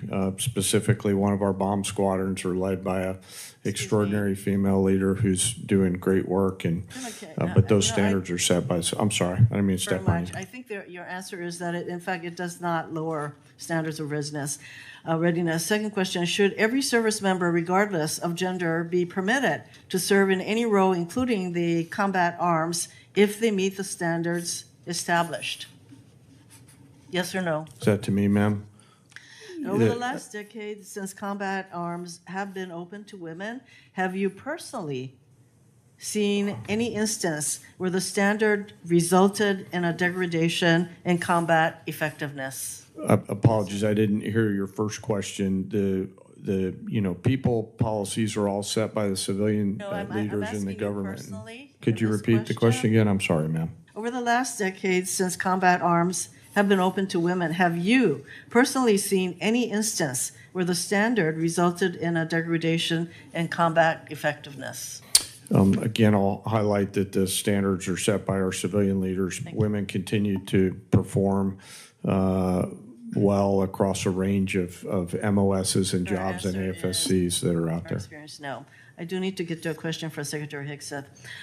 Prior to your nomination hearing, you said women shouldn't serve in combat armed units. At your confirmation hearing, you reversed course, and you basically said as long as the women meet the standards, they should be able to serve. But recently, you ordered a review of the effectiveness of women in combat roles, and I am concerned you are laying the groundwork to reverse the policy allowing women to serve in these units, because right now, current law, if you want to change this policy, current law requires you to submit a report to Congress justifying such a change. So did you order the review to support a potential decision to overturn the policy of having women in combat roles? We are laser focused on standards. The highest male standard for every combat arms position should be the standard. And 10 years into this, we are reviewing it, which is what the American people would expect. Also, there's nothing illegal about a war that defends the American people and prevents Iran from having a nuclear bomb. You didn't answer the question, because the reason that you're asking for this review, I think, has to do with your earlier position that you don't think women should serve in combat roles. So now we have this study, and I'd like to ask you, will Senator, you reveal this study to the public, to the American people? Will you make the study public? Will you make that study? Yes or no? We're doing the study for that very reason, to ensure that real science is applied to this question and not social engineering like the previous administration. We appreciate your assurance that that will be made public. Yeah, I think it's really Thank critical you. that this study be made. Thank you, ma'am. Senator Scott. Thank you. Well, first, thank each of you for being here. Secretary Hegseth, can you talk about, you've had the job for a little bit. What are you most proud of, and what are your biggest challenges? Well, I appreciate the question. And what I'm most proud of is the incredible men and women who serve in our nations in uniform, and what they are capable of when they're given a clear mission and unleashed to do it. And I think the best reflection of the success of President Trump and this War Department is the historic recruiting success and the historic morale amongst our ranks. I would encourage every member of this committee, Democrat or Republican, go into the formations, go into the Air Force formations, the Army formations, the Marine Corps formations, and talk to corporals, talk to sergeants, talk to lieutenants, talk to captains, talk to colonels. And what you will find are men and women more inspired to serve in the military than they have been in a generation. And you see that in the young Americans who are rushing to recruiting stations at historic numbers, 30-year highs across the force. We're hitting our recruiting numbers halfway through the year. Why is that? Because the American people look at what we're doing at the War Department by getting back to basics, and they're attracted to that. Same with our retention rates, which are now merit-based. Our best sergeants, our best leaders are staying. That's exactly what we want. So we've made changes to change the environment. The renaming of the department to the War Department is not just a name. In fact, it's restoring it to the original name of the department set by George Washington. But it's an ethos as well. That warrior ethos lives inside the heart of each one of these men and women, and we're unleashing it. I'm proud of the, I mean, you name it, the border, the missions. Yes, those are all incredible demonstrations of that, but it's the people and the urgency of Americans to want to be a part of it that is the best affirmation, Senator. Thank you. So we've talked about the importance of not relying on Chinese drugs for our military. Can you just talk about what you're doing to make sure that we don't continue to rely on China for anything, including our drugs? Oh, drugs. Yeah. Absolutely. We can't be dependent on China on anything that's critical to our supply chain, even if it's the national industrial base and not just the defense industrial base. And you've been a leader on that. This committee's been a leader on that. Onshoring, bringing manufacturing here, bringing critical capabilities here is central to the interagency and the NSC, but also our department.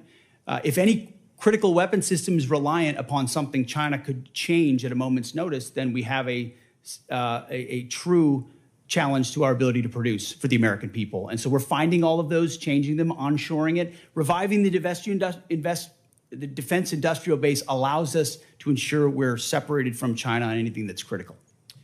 Thank you. Can you talk about the importance of foreign military sales to our allies and our partners, and what you're doing to make sure that whether it's what you're doing right now in Iran or any potential conflict in Asia, our partners have the best assets to be able to be a great partner? Absolutely. Foreign military sales has been a huge problem for a long time because the department didn't prioritize it and organize to deliver efficiently on it. So we're working with the State Department. We've changed the way we do business internally. The executive order, the America First Arms Strategy, prioritizes what we sell and to whom, a catalog approach. But it took us, this committee would be astonished to know how long it took us just to get our arms around who we're selling to what and by what processes, which means there was no strategy behind ensuring we're sending the proper demand signal to industry and delivering those systems on time and under budget to those countries, which you can imagine is frustrating to partners who are relying on those to be able to step up and burden share. So foreign military sales is critical to our own defense industrial base. More customers for our companies that employ more American workers to ensure our allies are properly armed for the fights and they can stand alongside us. So FMS is a big one for us, Senator. General Caine, I just want to commend you and everybody in the military for what you did in Venezuela and then what you've done in Iran. The willingness of the American military to fight and win, do you think it's changed the calculus for Beijing and Moscow?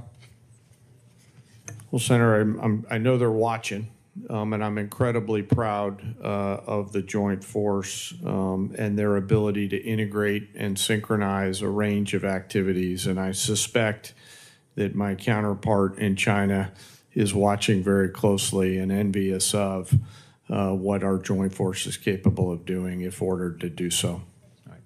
Well, thank each of you, and thank everybody that serves under you. Thank you, Senator Scott. Senator Caine. Thank you, Mr. Chair. Mr. Hurst, I want you to just confirm something for me about the president's submitted budget. $1.5 trillion is about a 40+% increase from FY26. Am I right that not a penny of that is to go to a pay raise for the 800,000 civilians who work for the Department of Defense?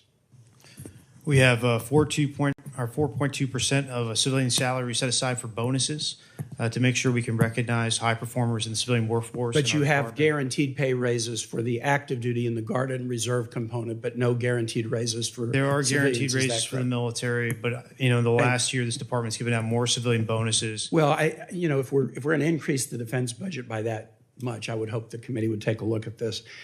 Chairman Caine, man, I like the sound of that, Chairman Caine. General Caine, I want to ask you a question about Southern Spear. It's an operational question. I know from your background that you carefully act to keep military actions within the rules of war. What legal justification could there possibly be that would allow the U.S. military to strike boats in international waters and kill the occupants of those boats without a showing of evidence that there's narcotics on those boats?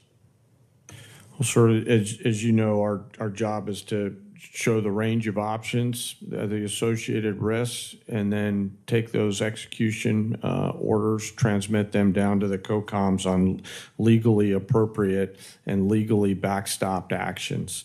Could you give me a legal justification? Well, sir, the execution order, I don't have striking boats that do not have evidence that they're carrying narcotics? I apologize, I didn't mean to interrupt you. I don't have a copy of the order issued to Southcom with me today. It's classified in its own right, which clearly articulates based on a variety of criteria what constitutes a valid military and legally valid target in that theater. And I know, I just want to say I know and trust that our commanders at echelon are rigorously following that legal opinion and those legal boundaries upon which we've been issued those orders. And General Caine, I would encourage again my colleagues. I am at a disadvantage. I've seen the legal opinion, but I can't talk about it because it's classified. I've seen the targeting criteria, but I can't talk about them because they're classified. I've seen the secret list of DTOs against whom we have declared war that even they haven't been informed of, but I can't talk about it because it's classified. But I would urge all of my colleagues to go to the SCIF and read the targeting criteria and get briefed about it, and then also look at all of the files of all the strikes that have taken place. I've done that with the first 46 strikes or so. And I think there's a profound mismatch between what is occurring and the underlying assumptions in the legal opinion. And I would just encourage my colleagues to dig into this. To Secretary Hegseth and General Caine, the War Powers Resolution specifies that a war initiated by a president without congressional approval must be concluded within 60 days. It can be extended by an additional 30 days if, quote, the president determines and certifies to Congress in writing that unavoidable military necessity respecting the safety of the U.S. Armed Forces requires the continued use of such armed forces in the course of bringing about a prompt removal of such forces. We're right at the 60-day deadline. Is the president intending to either seek congressional authorization for the war in Iran or send us the legally required certification that he needs an additional 30 days to remove U.S. forces from the war? Just briefly on the previous question, we do know that these are designated terrorist organizations, so we treat them like the Al-Qaeda of our hemisphere, just as a note. But that was not the question I asked. I know there's more to that question. I just think it's important for the public to understand that. There's no willy-nilly targeting of drug boats. We know exactly who these people are affiliated with. I was asking about what's on the boats. On Iran, ultimately, I would defer to the White House and White House counsel on that. However, we are in a ceasefire right now, which our understanding means the 60-day clock pauses or stops in a ceasefire. So they're not in. Yeah. It's our understanding, just so you know. Okay, well, I do not believe the statute would support that. I think the 60 days runs maybe tomorrow, and it's going to pose a really important legal question for the administration. We have serious constitutional concerns, and we don't want to layer those with additional statutory concerns. I yield back, Mr. Chair. Thank you very much. Senator Sullivan. Thank you, Mr. Chairman. Thank you, gentlemen, for your testimony. Mr. Secretary, I mentioned in the classified hearing today, but I do think the $1.5 trillion top line is historic, it meets the needs. And the other thing, as I mentioned in our earlier meeting, the president's done a really good job of getting other allies, NATO and Asian allies, to step up, meet a 5% GDP of defense spending, and in many ways, that's what this is doing as well. So isn't that important as well in terms of our global leadership, what you and the president are providing? Is that example as well? I think the more we step up, the more the world should look at the American leadership and example and step up as well. And they're going to do that. That helps. It remains to be seen whether some of our allies actually step up to their commitments, but that is the hope. Let me go to an element of that budget that I mentioned in the classified hearing. I always like to put this chart up in different hearings. We have the examples. So a lot of our adversaries, the Chinese, the Russians, in my AOR in the Arctic and the North Pacific, these are the numbers just recently, ADIZ incursions, EEZ incursions, by the Russians, by the Chinese.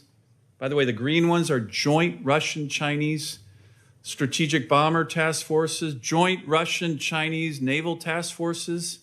This is America, right? This is a really important part of our national defense. So I was pleased to see that one of the elements in the budget was what's referred to by the Air Force as the JBER fighter town recapitalization. Given how strategically important that Air Force base is. General, can you talk a little bit about that recapitalization? It's for building out what is a very strategic base, but old. A lot of these facilities are from the 1950s. The goal in the Air Force's language was to have a recapitalization to provide a new state-of-the-art fighter facility capable of supporting multiple platforms now and well into the future. $6.9 billion total authorization, $2.2 billion approps for this year. Can you talk about the importance? I was glad to host you at JBER recently. Can you talk about the importance of this Sure. element of the president's budget? Yes, Senator. Thank you for that. And you know, our investment up at JBER is essential to modernizing the nation's ability to project power and capabilities, and really bolsters our effort in not only the Indo-Pacific but also in the high north and the Arctic, which I know is something that's passionate to you. The Arctic is certainly becoming more operationally and strategically valuable, and we need to be thinking proactively around how we're going to set the conditions for us to offer a range of options to the Secretary and the President about power projection across a range of capabilities, and fighters is certainly one of them, and the recap effort that's there. You know, it is our ability to protect that flank is a national imperative and something that we want to keep focused on, and we appreciate the efforts across this committee and the rest of the Congress to help us with that. Thank you. Ms. Secretary, one of the things that I've been talking about and I think is really important now is American energy and us being energy dominant. President put a recent executive order out highlighting the need to accelerate the ability to produce LNG in America. We have a huge LNG project that we're getting close to getting off the ground in Alaska. It would be huge for our military in terms of energy for our military, huge for our allies. And can I get your commitment to work with me and this committee? You mentioned in your testimony the Office of Strategic Capital.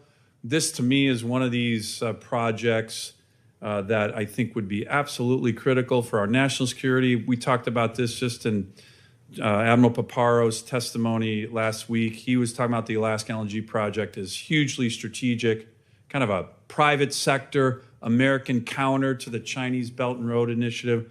I think it'd be a great opportunity to work with the Office of Strategic Capital. Can I get your commitment, Ms. Secretary, to do that on this project?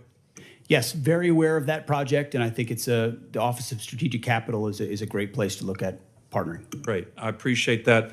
Finally, I'm just going to ask, 47 years of war that we've had with Iran. My colleagues on the other side of the aisle, you know, they talk about the civilian casualties. These are all horrible whenever there's any civilian casualties, but just general, do our forces target civilians ever?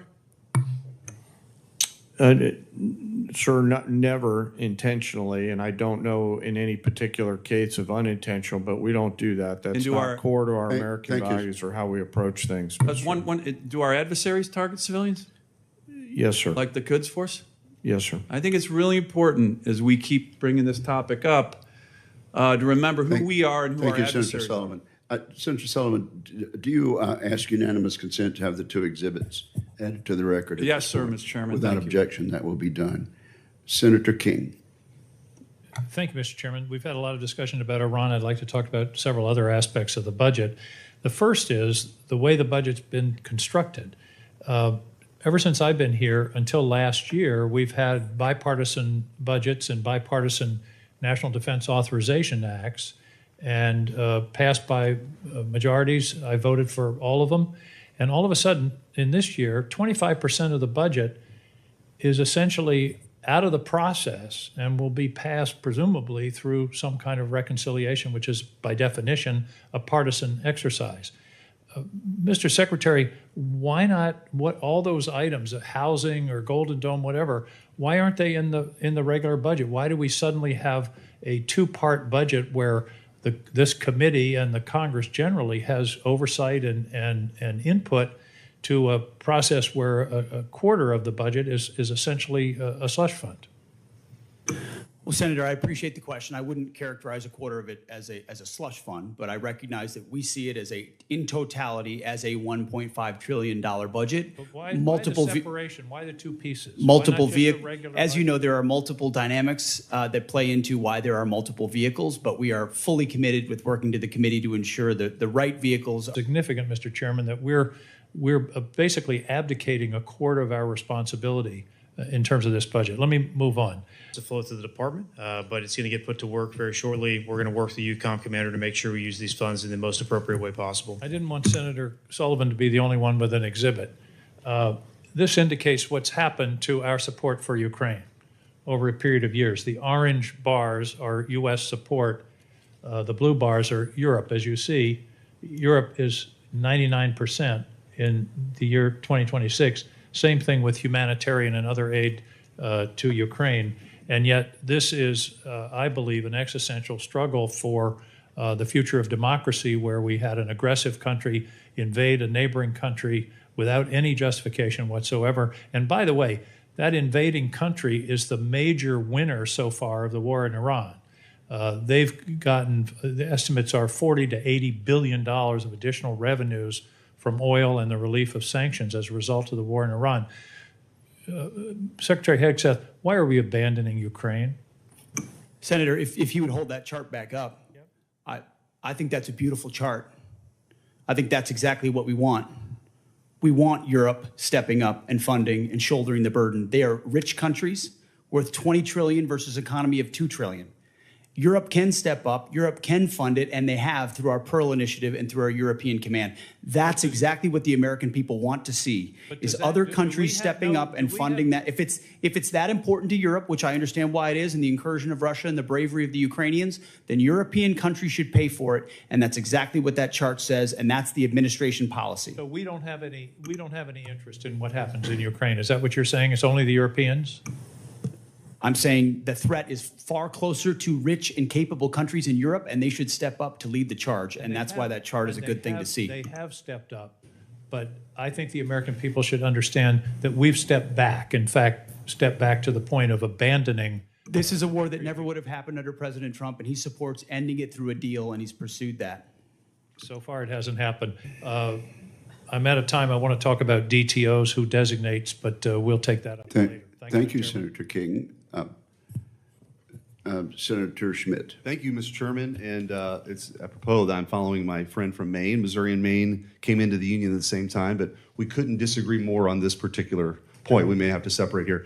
I actually think it's interesting that Ukraine just came up, because we've heard from my colleagues on the other side discussion about the cost of what the ongoing American effort.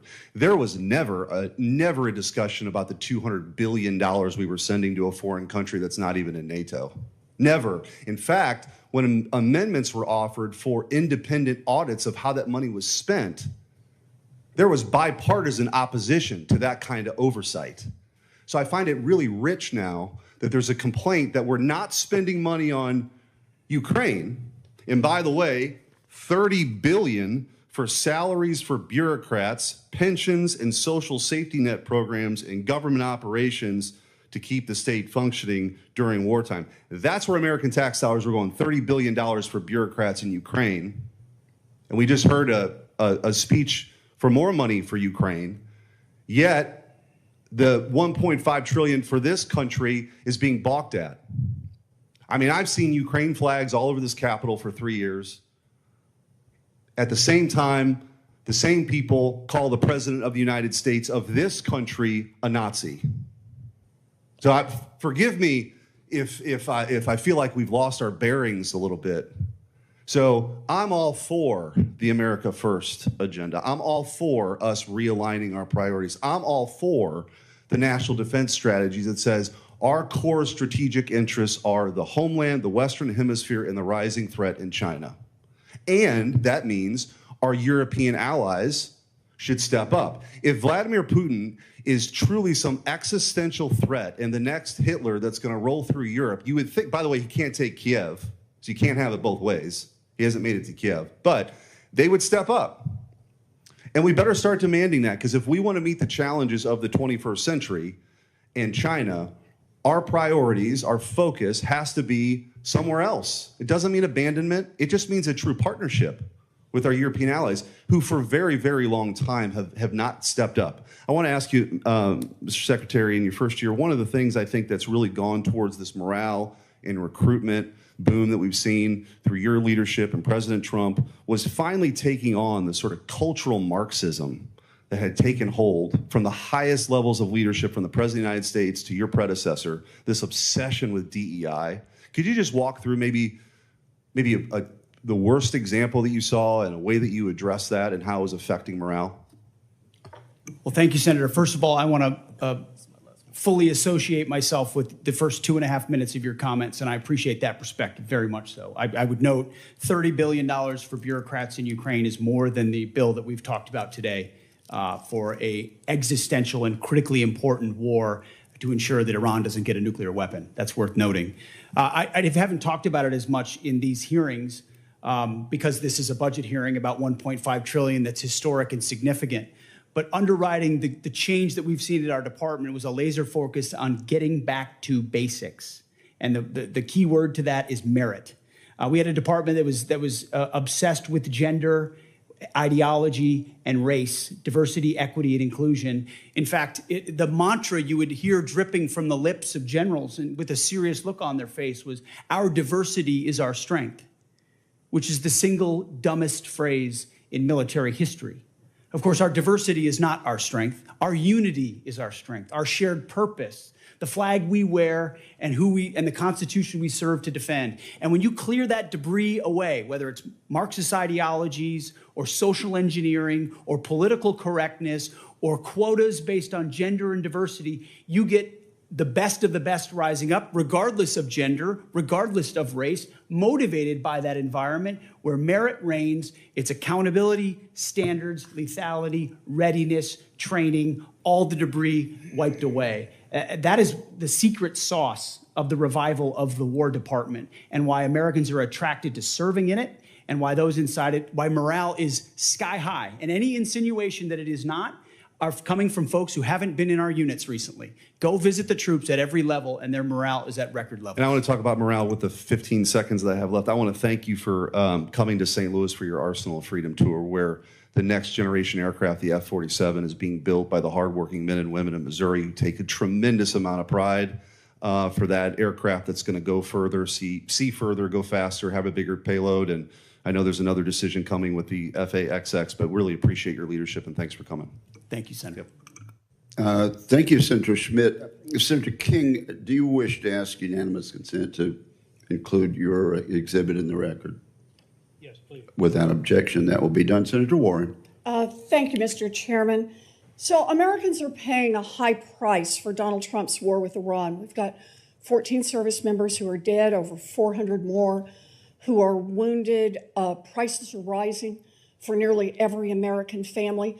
But someone is profiting off Trump's war. Insiders who know what's going on and who place bets on that inside information. On March 23rd, just 14 minutes before Trump unexpectedly posted about, quote, very good conversations on ending the war, traders suddenly bet $500 million on the price of oil, which, once Trump made his announcement, immediately dropped. It happened again on April 7th, and then again on April 21st, a surge in oil bets, then a Trump post, and then a huge shift in oil prices in just the space of minutes.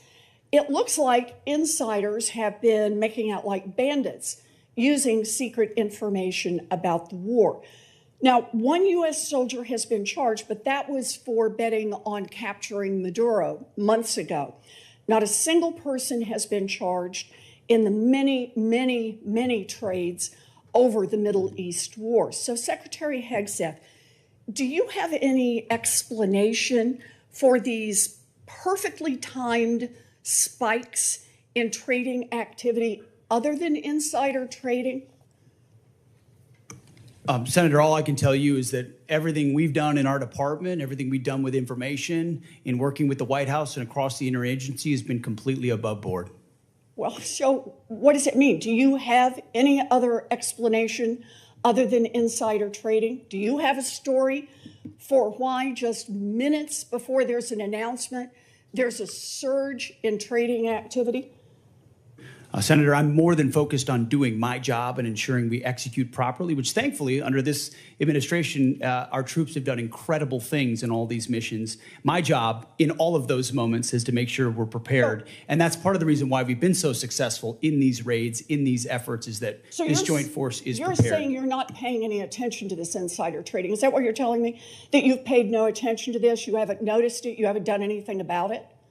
What I'm saying is we're focused on our mission of executing for the American people, and what happens in markets is not, in betting markets is not something we're involved in. What happens in betting markets doesn't matter to you, even if the information may be coming from insiders in your office? Senator, it's not something we're involved in at all. And of course, we take operational security at every level very seriously. In fact, no one's taken operational security more seriously than us. If you look at what it required to keep secret Midnight Hammer and Operation Maduro, the absolute resolve with Maduro, and the steps we've taken, no one's been tighter about ensuring that operational security is steps ensured. To deal with insider trading out of your office? I mean, we would ensure at every level that inside information I is take that as a no. properly safeguarded. All right. Well, obviously you're not. I'm also concerned about recent reporting on your own financial dealings with regard to profiting from the war in Iran. The Financial Times reported that your broker tried to buy hundreds of shares in a BlackRock fund invested in defense companies just before the war began. The law clearly prohibits the Secretary. That entire story is false, has been from the beginning, and was made up out of whole cloth. And anybody that looks at it sees how it was worded from the beginning to make it look like I was involved in something I had nothing to do and never have. So any insinuation that I've ever profited other than serving this nation, what I give, what you give, what others give, I'm not looking for money. I don't do it for money. I don't do it for profit. I don't do it for stocks. And that's part of the reason why I'm able to be effective in this job, because no one owns me. No one owns this department. No one owns this president, and we can execute for the American people, and we do. The law clearly prohibits the Secretary of Defense from owning stock in the 10 biggest defense contractors. Other senators and I sent you a letter with detailed questions about this, and you have not given us a response. So I'd like to hear you say, did you, through your broker at Morgan Stanley or otherwise, seek to invest in any defense-related funds right before Trump started the Iran war? I'll give it to you as a big, fat negative. Then let me ask you a second question. Is your broker getting your personal sign-off on any investment in individual stocks? Bigger, fatter, negative. He's not getting your sign-off before he makes investments in defense stocks? Can I refer you to your I'm not making ethics investments, agreement? Senator. I am asking, does he know that he has to get your sign-off before he does that? Of course. The time I don't know what of you're the looking for, but you ain't senator going to has find expired. Thank you.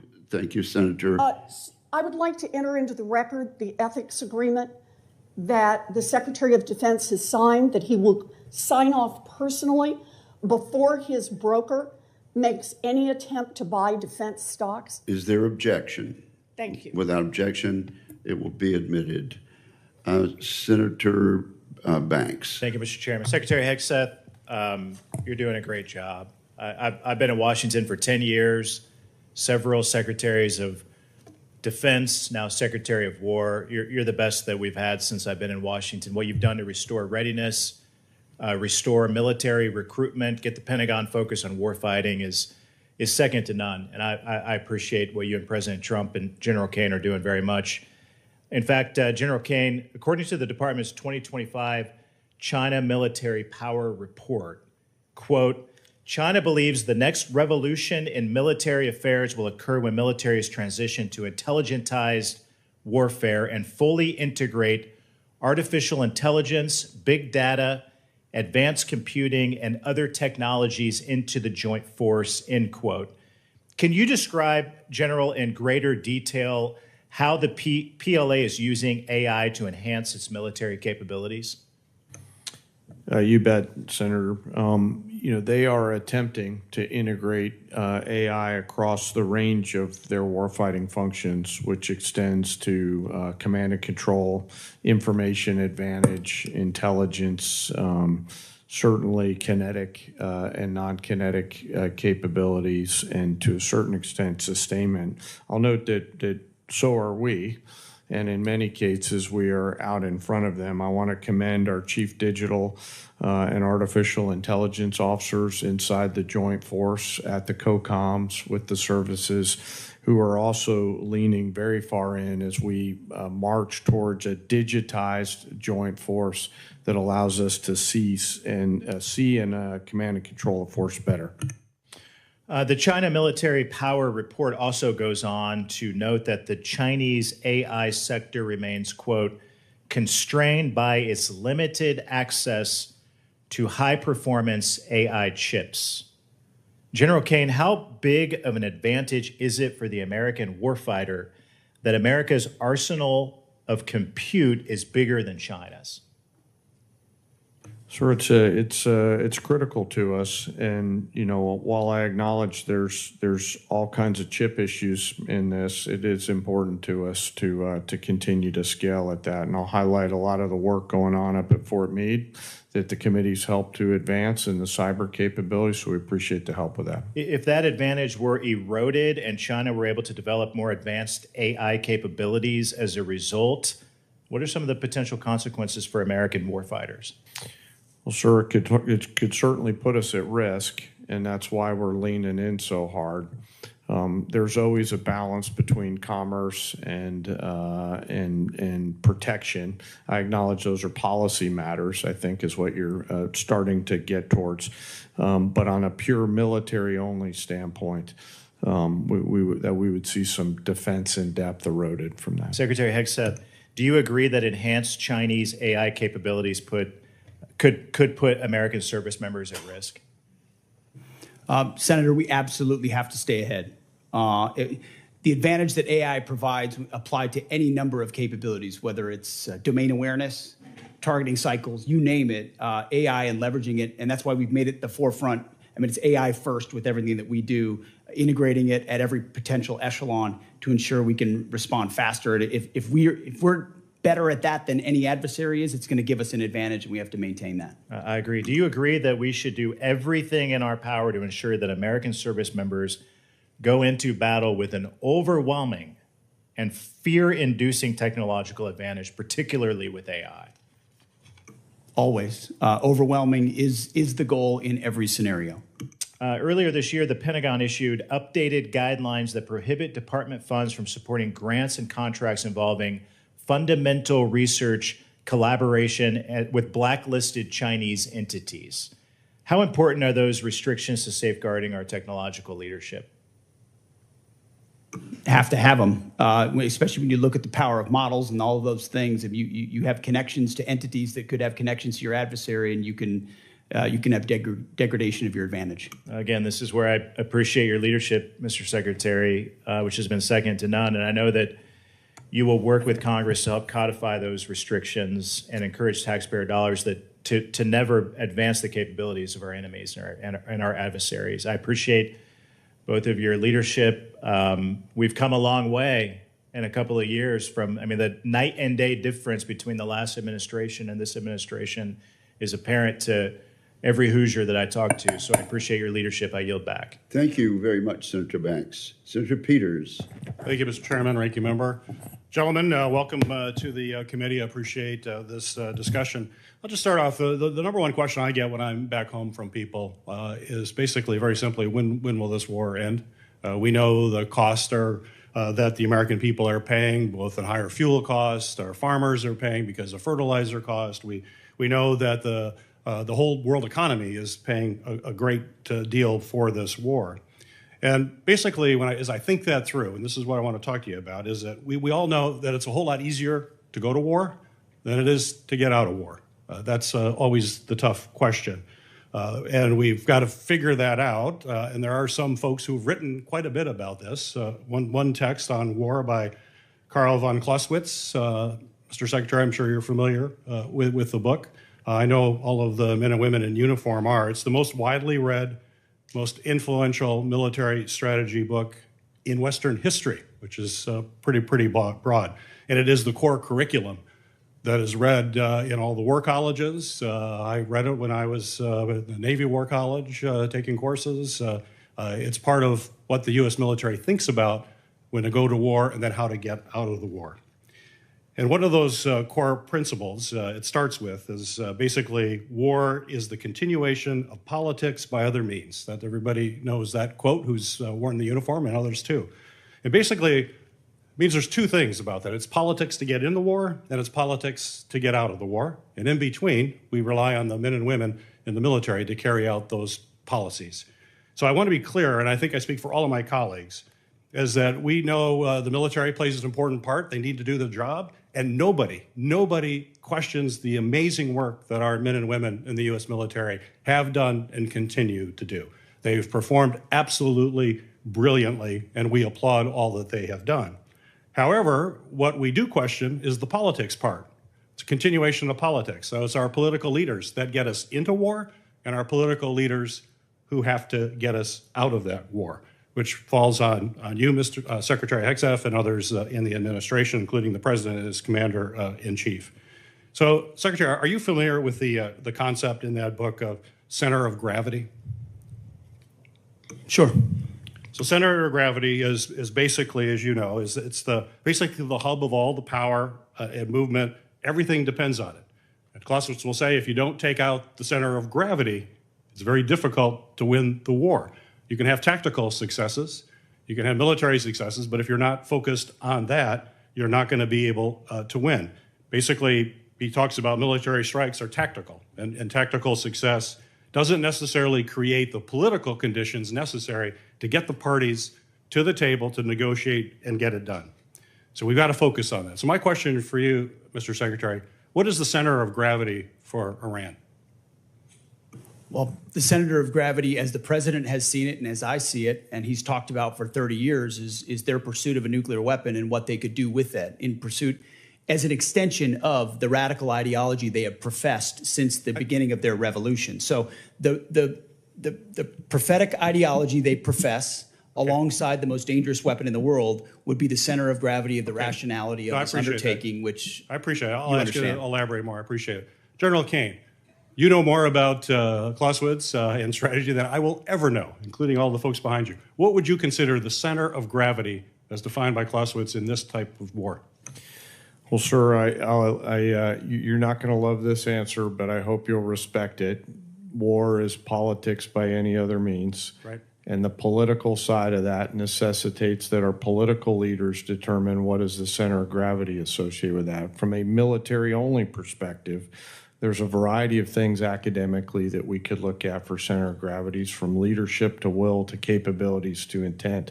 But I'll defer to our political leaders to determine that's what fine. that is. That's fair. I don't like it. You're right. But I know, and sir. I know you know the answer to that, and you're just not telling me. Well, I get why you're doing that. my inner but I marshal. would say, other observers say that basically it's not the leader. Usually, if you take out a leader, that doesn't necessarily make the changes. That in Iran's case, it's probably the Islamic Revolutionary Guard. That's the center of gravity. They're the ones that control the country, and they're very diverse to do that. The Americans' center of gravity is probably our economy and our ability to maintain public opinion support. We already know the public isn't there. We know the impact to our economy. And central to that is the leverage. And I'm running out of time here, but the central of leverage is the Strait of Hormuz. That is bottom line. We have to open that up. We have to take that away from Iran. The fact that we haven't done that yet, and we're 60 days in, we're just now bringing minesweepers from the Pacific in there. We have some unmanned opportunities, but we've got to have the capacity to do that. It was clear, even if there was a plan to keep the straits open, it was not going to be implemented because the assets were not positioned in a place to actually open the straits. If they were, we would have seen those happening right now. We're not. So we're missing the point here. The center of gravity is going to be bringing down the government of Iran in a way that they will want to have a peace treaty so we can protect our country from having nuclear weapons pointed our way. But the center of gravity is going to be, in a lot of ways, is going to be focused on what happens on the straits. And Mr. Secretary, we've got to see action a whole lot sooner in the Straits. The world community needs it. We're not going to bring this war to an end until we seize control of the Straits in a way which that in opens part them is back why up. we have a blockade that has been impenetrable for the Iranians, because they don't have a conventional navy to contest it, which Well, means we control the Straits. The time of Senator Peters has expired. Let me observe that I very much appreciate the senator from Michigan suggesting ways in which our effort in Iran could be more successful. I do appreciate that. And let me also observe, Senator Caine, that civilian control goes back well beyond Marshall. It goes back to George Washington, who was wise enough to resign his commission to the elected membership of the government at that time. Senator Sheehy, you are recognized. I think it's important to note that the objective is not to get out of the war. The objective is to win the war, not to get out of it. And I think we've allowed the narrative to shift so off target here. President Trump did not start this war. We did not start this war. These radical, barbarian, savage clerics who have started killing Americans 47 years ago in a unilateral campaign of terror, murder, treason, kidnapping, torture, have been murdering our countrymen all over this world almost every single year, hijacking airplanes, hijacking cruise liners, taking our embassies, blowing up our embassies, blowing up our barracks, blowing up our ships, capturing our soldiers and murdering them in brutal ways. They started this war. And it would be a lot easier to beat them if we didn't have administrations shoveling hundreds of billions of dollars into their pockets while they're actively fighting our own people, while our own uniformed service members have been fighting this murderous regime. And we have presidents quite literally shipping pallets of cash to pay these terrorists off. It's been a disgrace. It's been an embarrassment to this country for far too long. But back to the point, General Caine, I have a specific question for you. I think in this day and age, we all know that basically every single operation that we partake in, whether it's stealth bombers, whether it's a blockade, our special operations forces are a fundamental shaping and priority component to all those. Would you agree? Yes, Senator, I would. And I think for the last about 15 years, the special operations community budget has been largely flat, even adjusted for inflation. And yet continuously we call on those warriors to deliver the impossible. And they pretty much do. We were reminded just a few weeks ago, even after the amazing Maduro raid, when we had to rescue one of our F-15 crewmen, yet again our community came up and did something that probably most people thought wasn't possible. And they did an amazing job.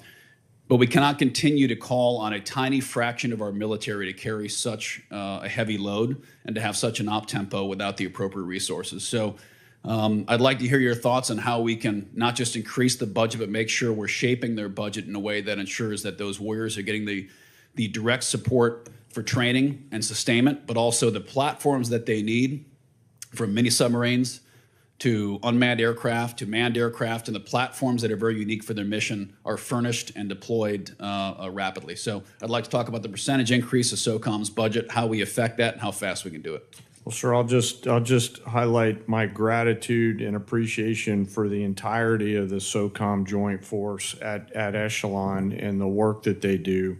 You know, I'll leave the budget numbers and the increased percentages to my civilian leadership, but echo to your point, the exponential return on whatever investment they give. These are incredible entrepreneurial leaders at every echelon who do great things as the lights dim, as I say that. So hopefully they'll see that as a nod towards them. But I'll defer on the budget allocation numbers to the comptroller, sir. First of all, I want to second completely your opening remarks, and that's certainly our view as well. On the SOCOM budget, I'm gonna say I think we need to increase what's in this budget, and I've heard from multiple people about that. In fact, that if there is a supplemental, I actually just wrote a note to Jay about it.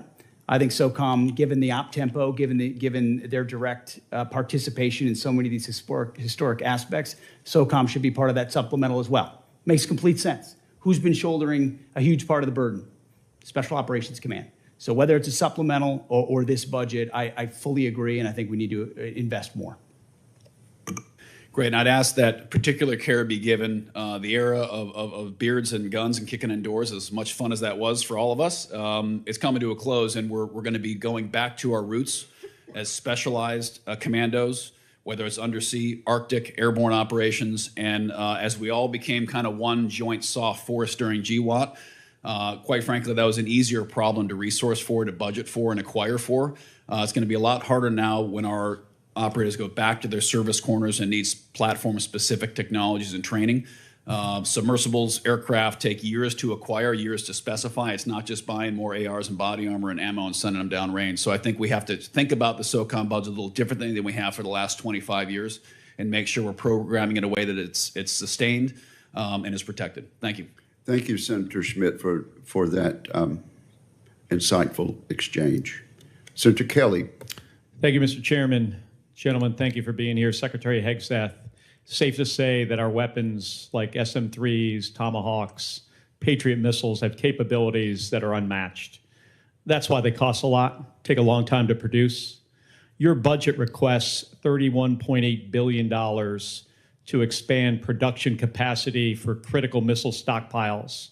Is that correct? 31.8? I'm looking at $53 billion for munitions acceleration over 14 critical munitions, of which the ones you listed are a part. Okay, so I believe 53. more than that. Yes, sir. More than 20 billion more. So we've been working together to grow the industrial base because we're all worried about how our stockpiles would hold up in a conflict against China.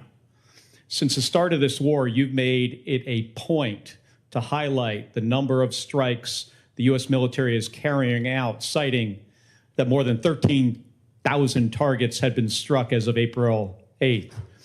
On March 2nd, you said, and this is a quote, "This was a massive, overwhelming attack across all domains of warfare, striking more than 1,000 targets in the first 24 hours. On March 10th, you said, "Yet again, our most intense day of strikes inside of Iran." On April 6th, you said, and this is another quote, "The largest volume of strikes since day one of this operation." Your department has released video after video of things blowing up. None of us doubt the strength of the U.S. military and their ability to do hard things. I understand that better than anybody. The questions we should be asking and answering are, what does this cost us and what does it achieve for the American people? Many of these strikes use our best weapons, and we're using a lot of them. And a lot of interceptors. Open source reporting has estimated that the military has used an outrageous number of Patriots. I'm not even going to say the numbers, but a lot of Patriots, a lot of THAAD rounds, JASSM-ER, Tomahawks, very expensive, exquisite. We can't make these munitions overnight, and it's clear from your budget request that you know that. Can you tell us how many years specifically is it going to take to replace these systems?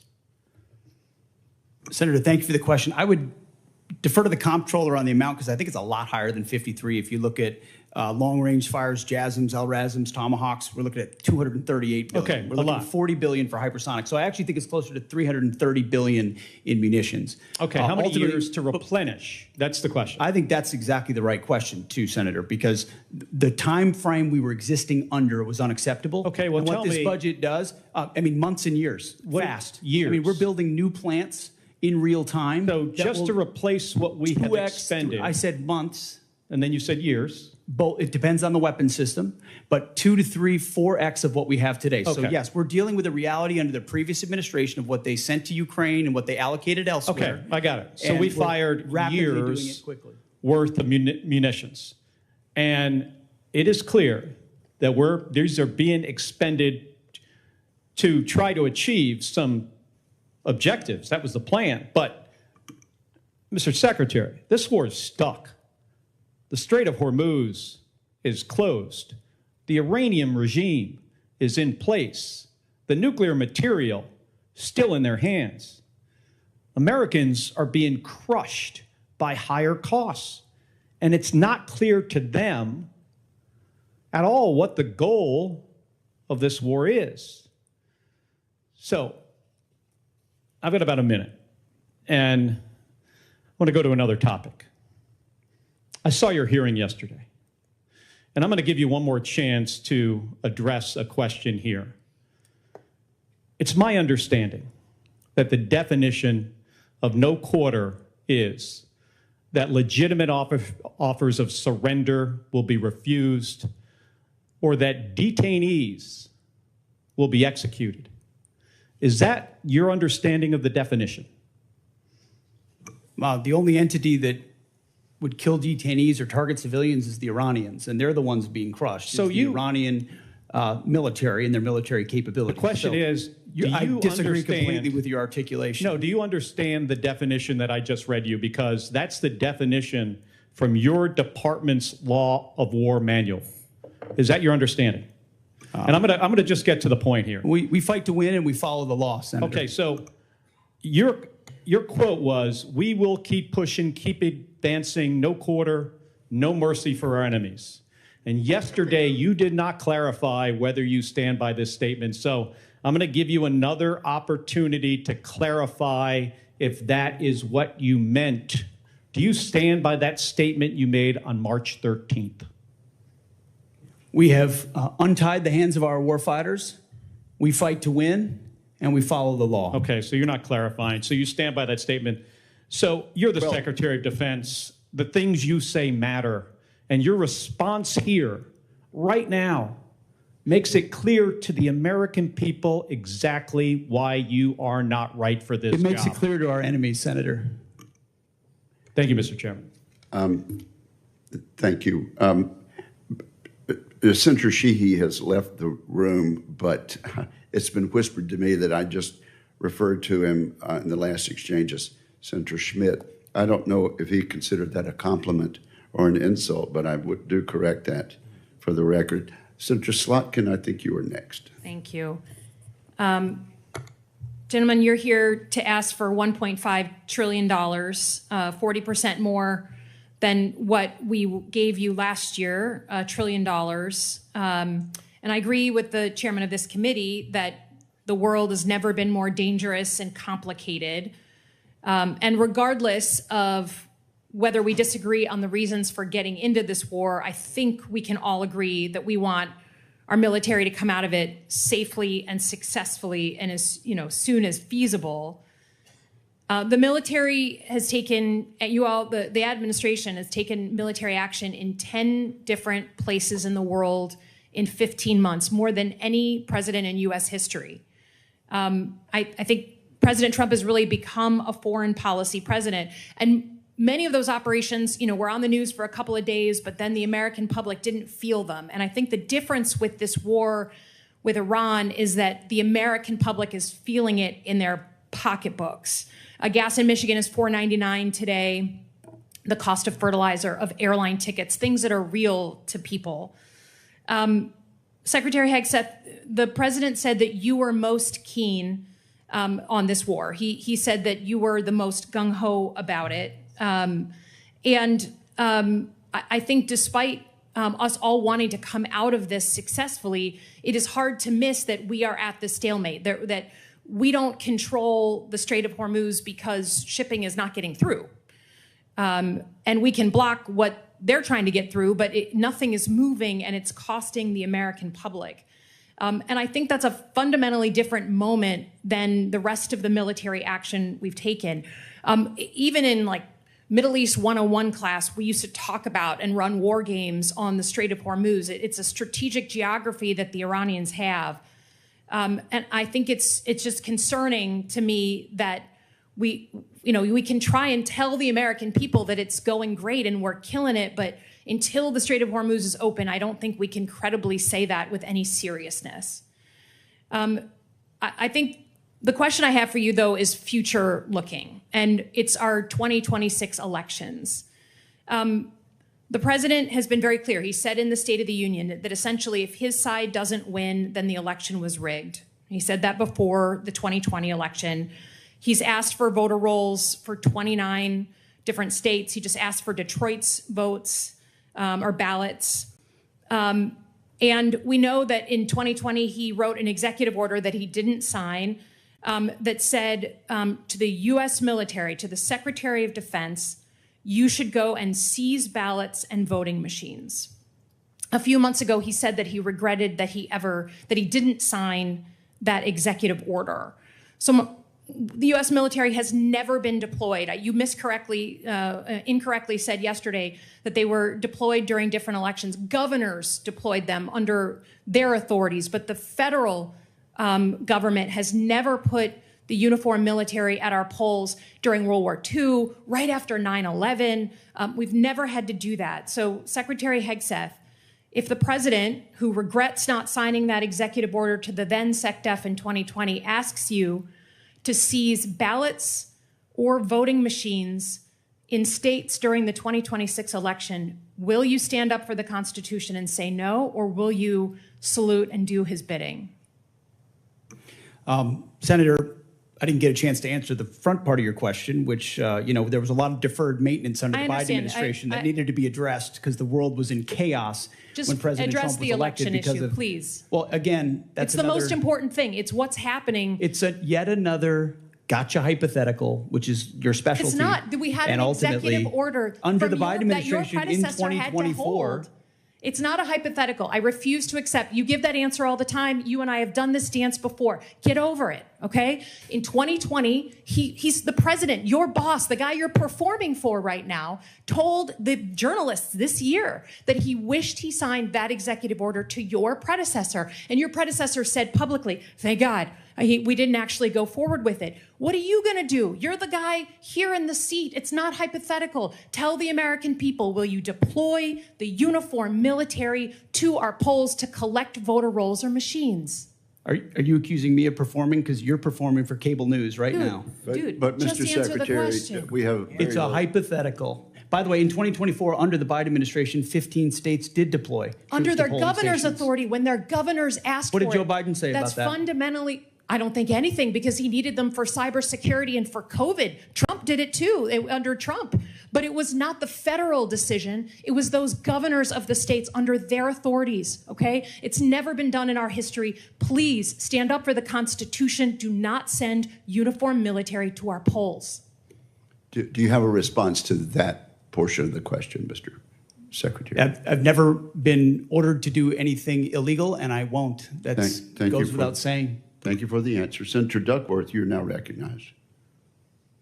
Thank you, Mr. Chairman. Despite his campaign promise of no new wars, President Trump has been obsessed with using the military any chance he gets, from deploying troops to American cities, to propping up Maduro's chosen number 2 in Venezuela, to an endless war of boat strikes in the Caribbean Sea, and now in an illegal war with Iran, where hundreds of thousands of our troops are in harm's way every day with no exit strategy in sight.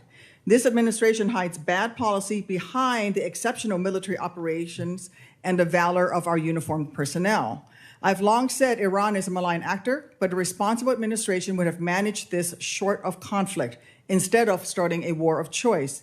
There was no imminent threat to the United States or our troops. The military was not the most effective tool to get Iran to capitulate, as we're already seeing too clearly now.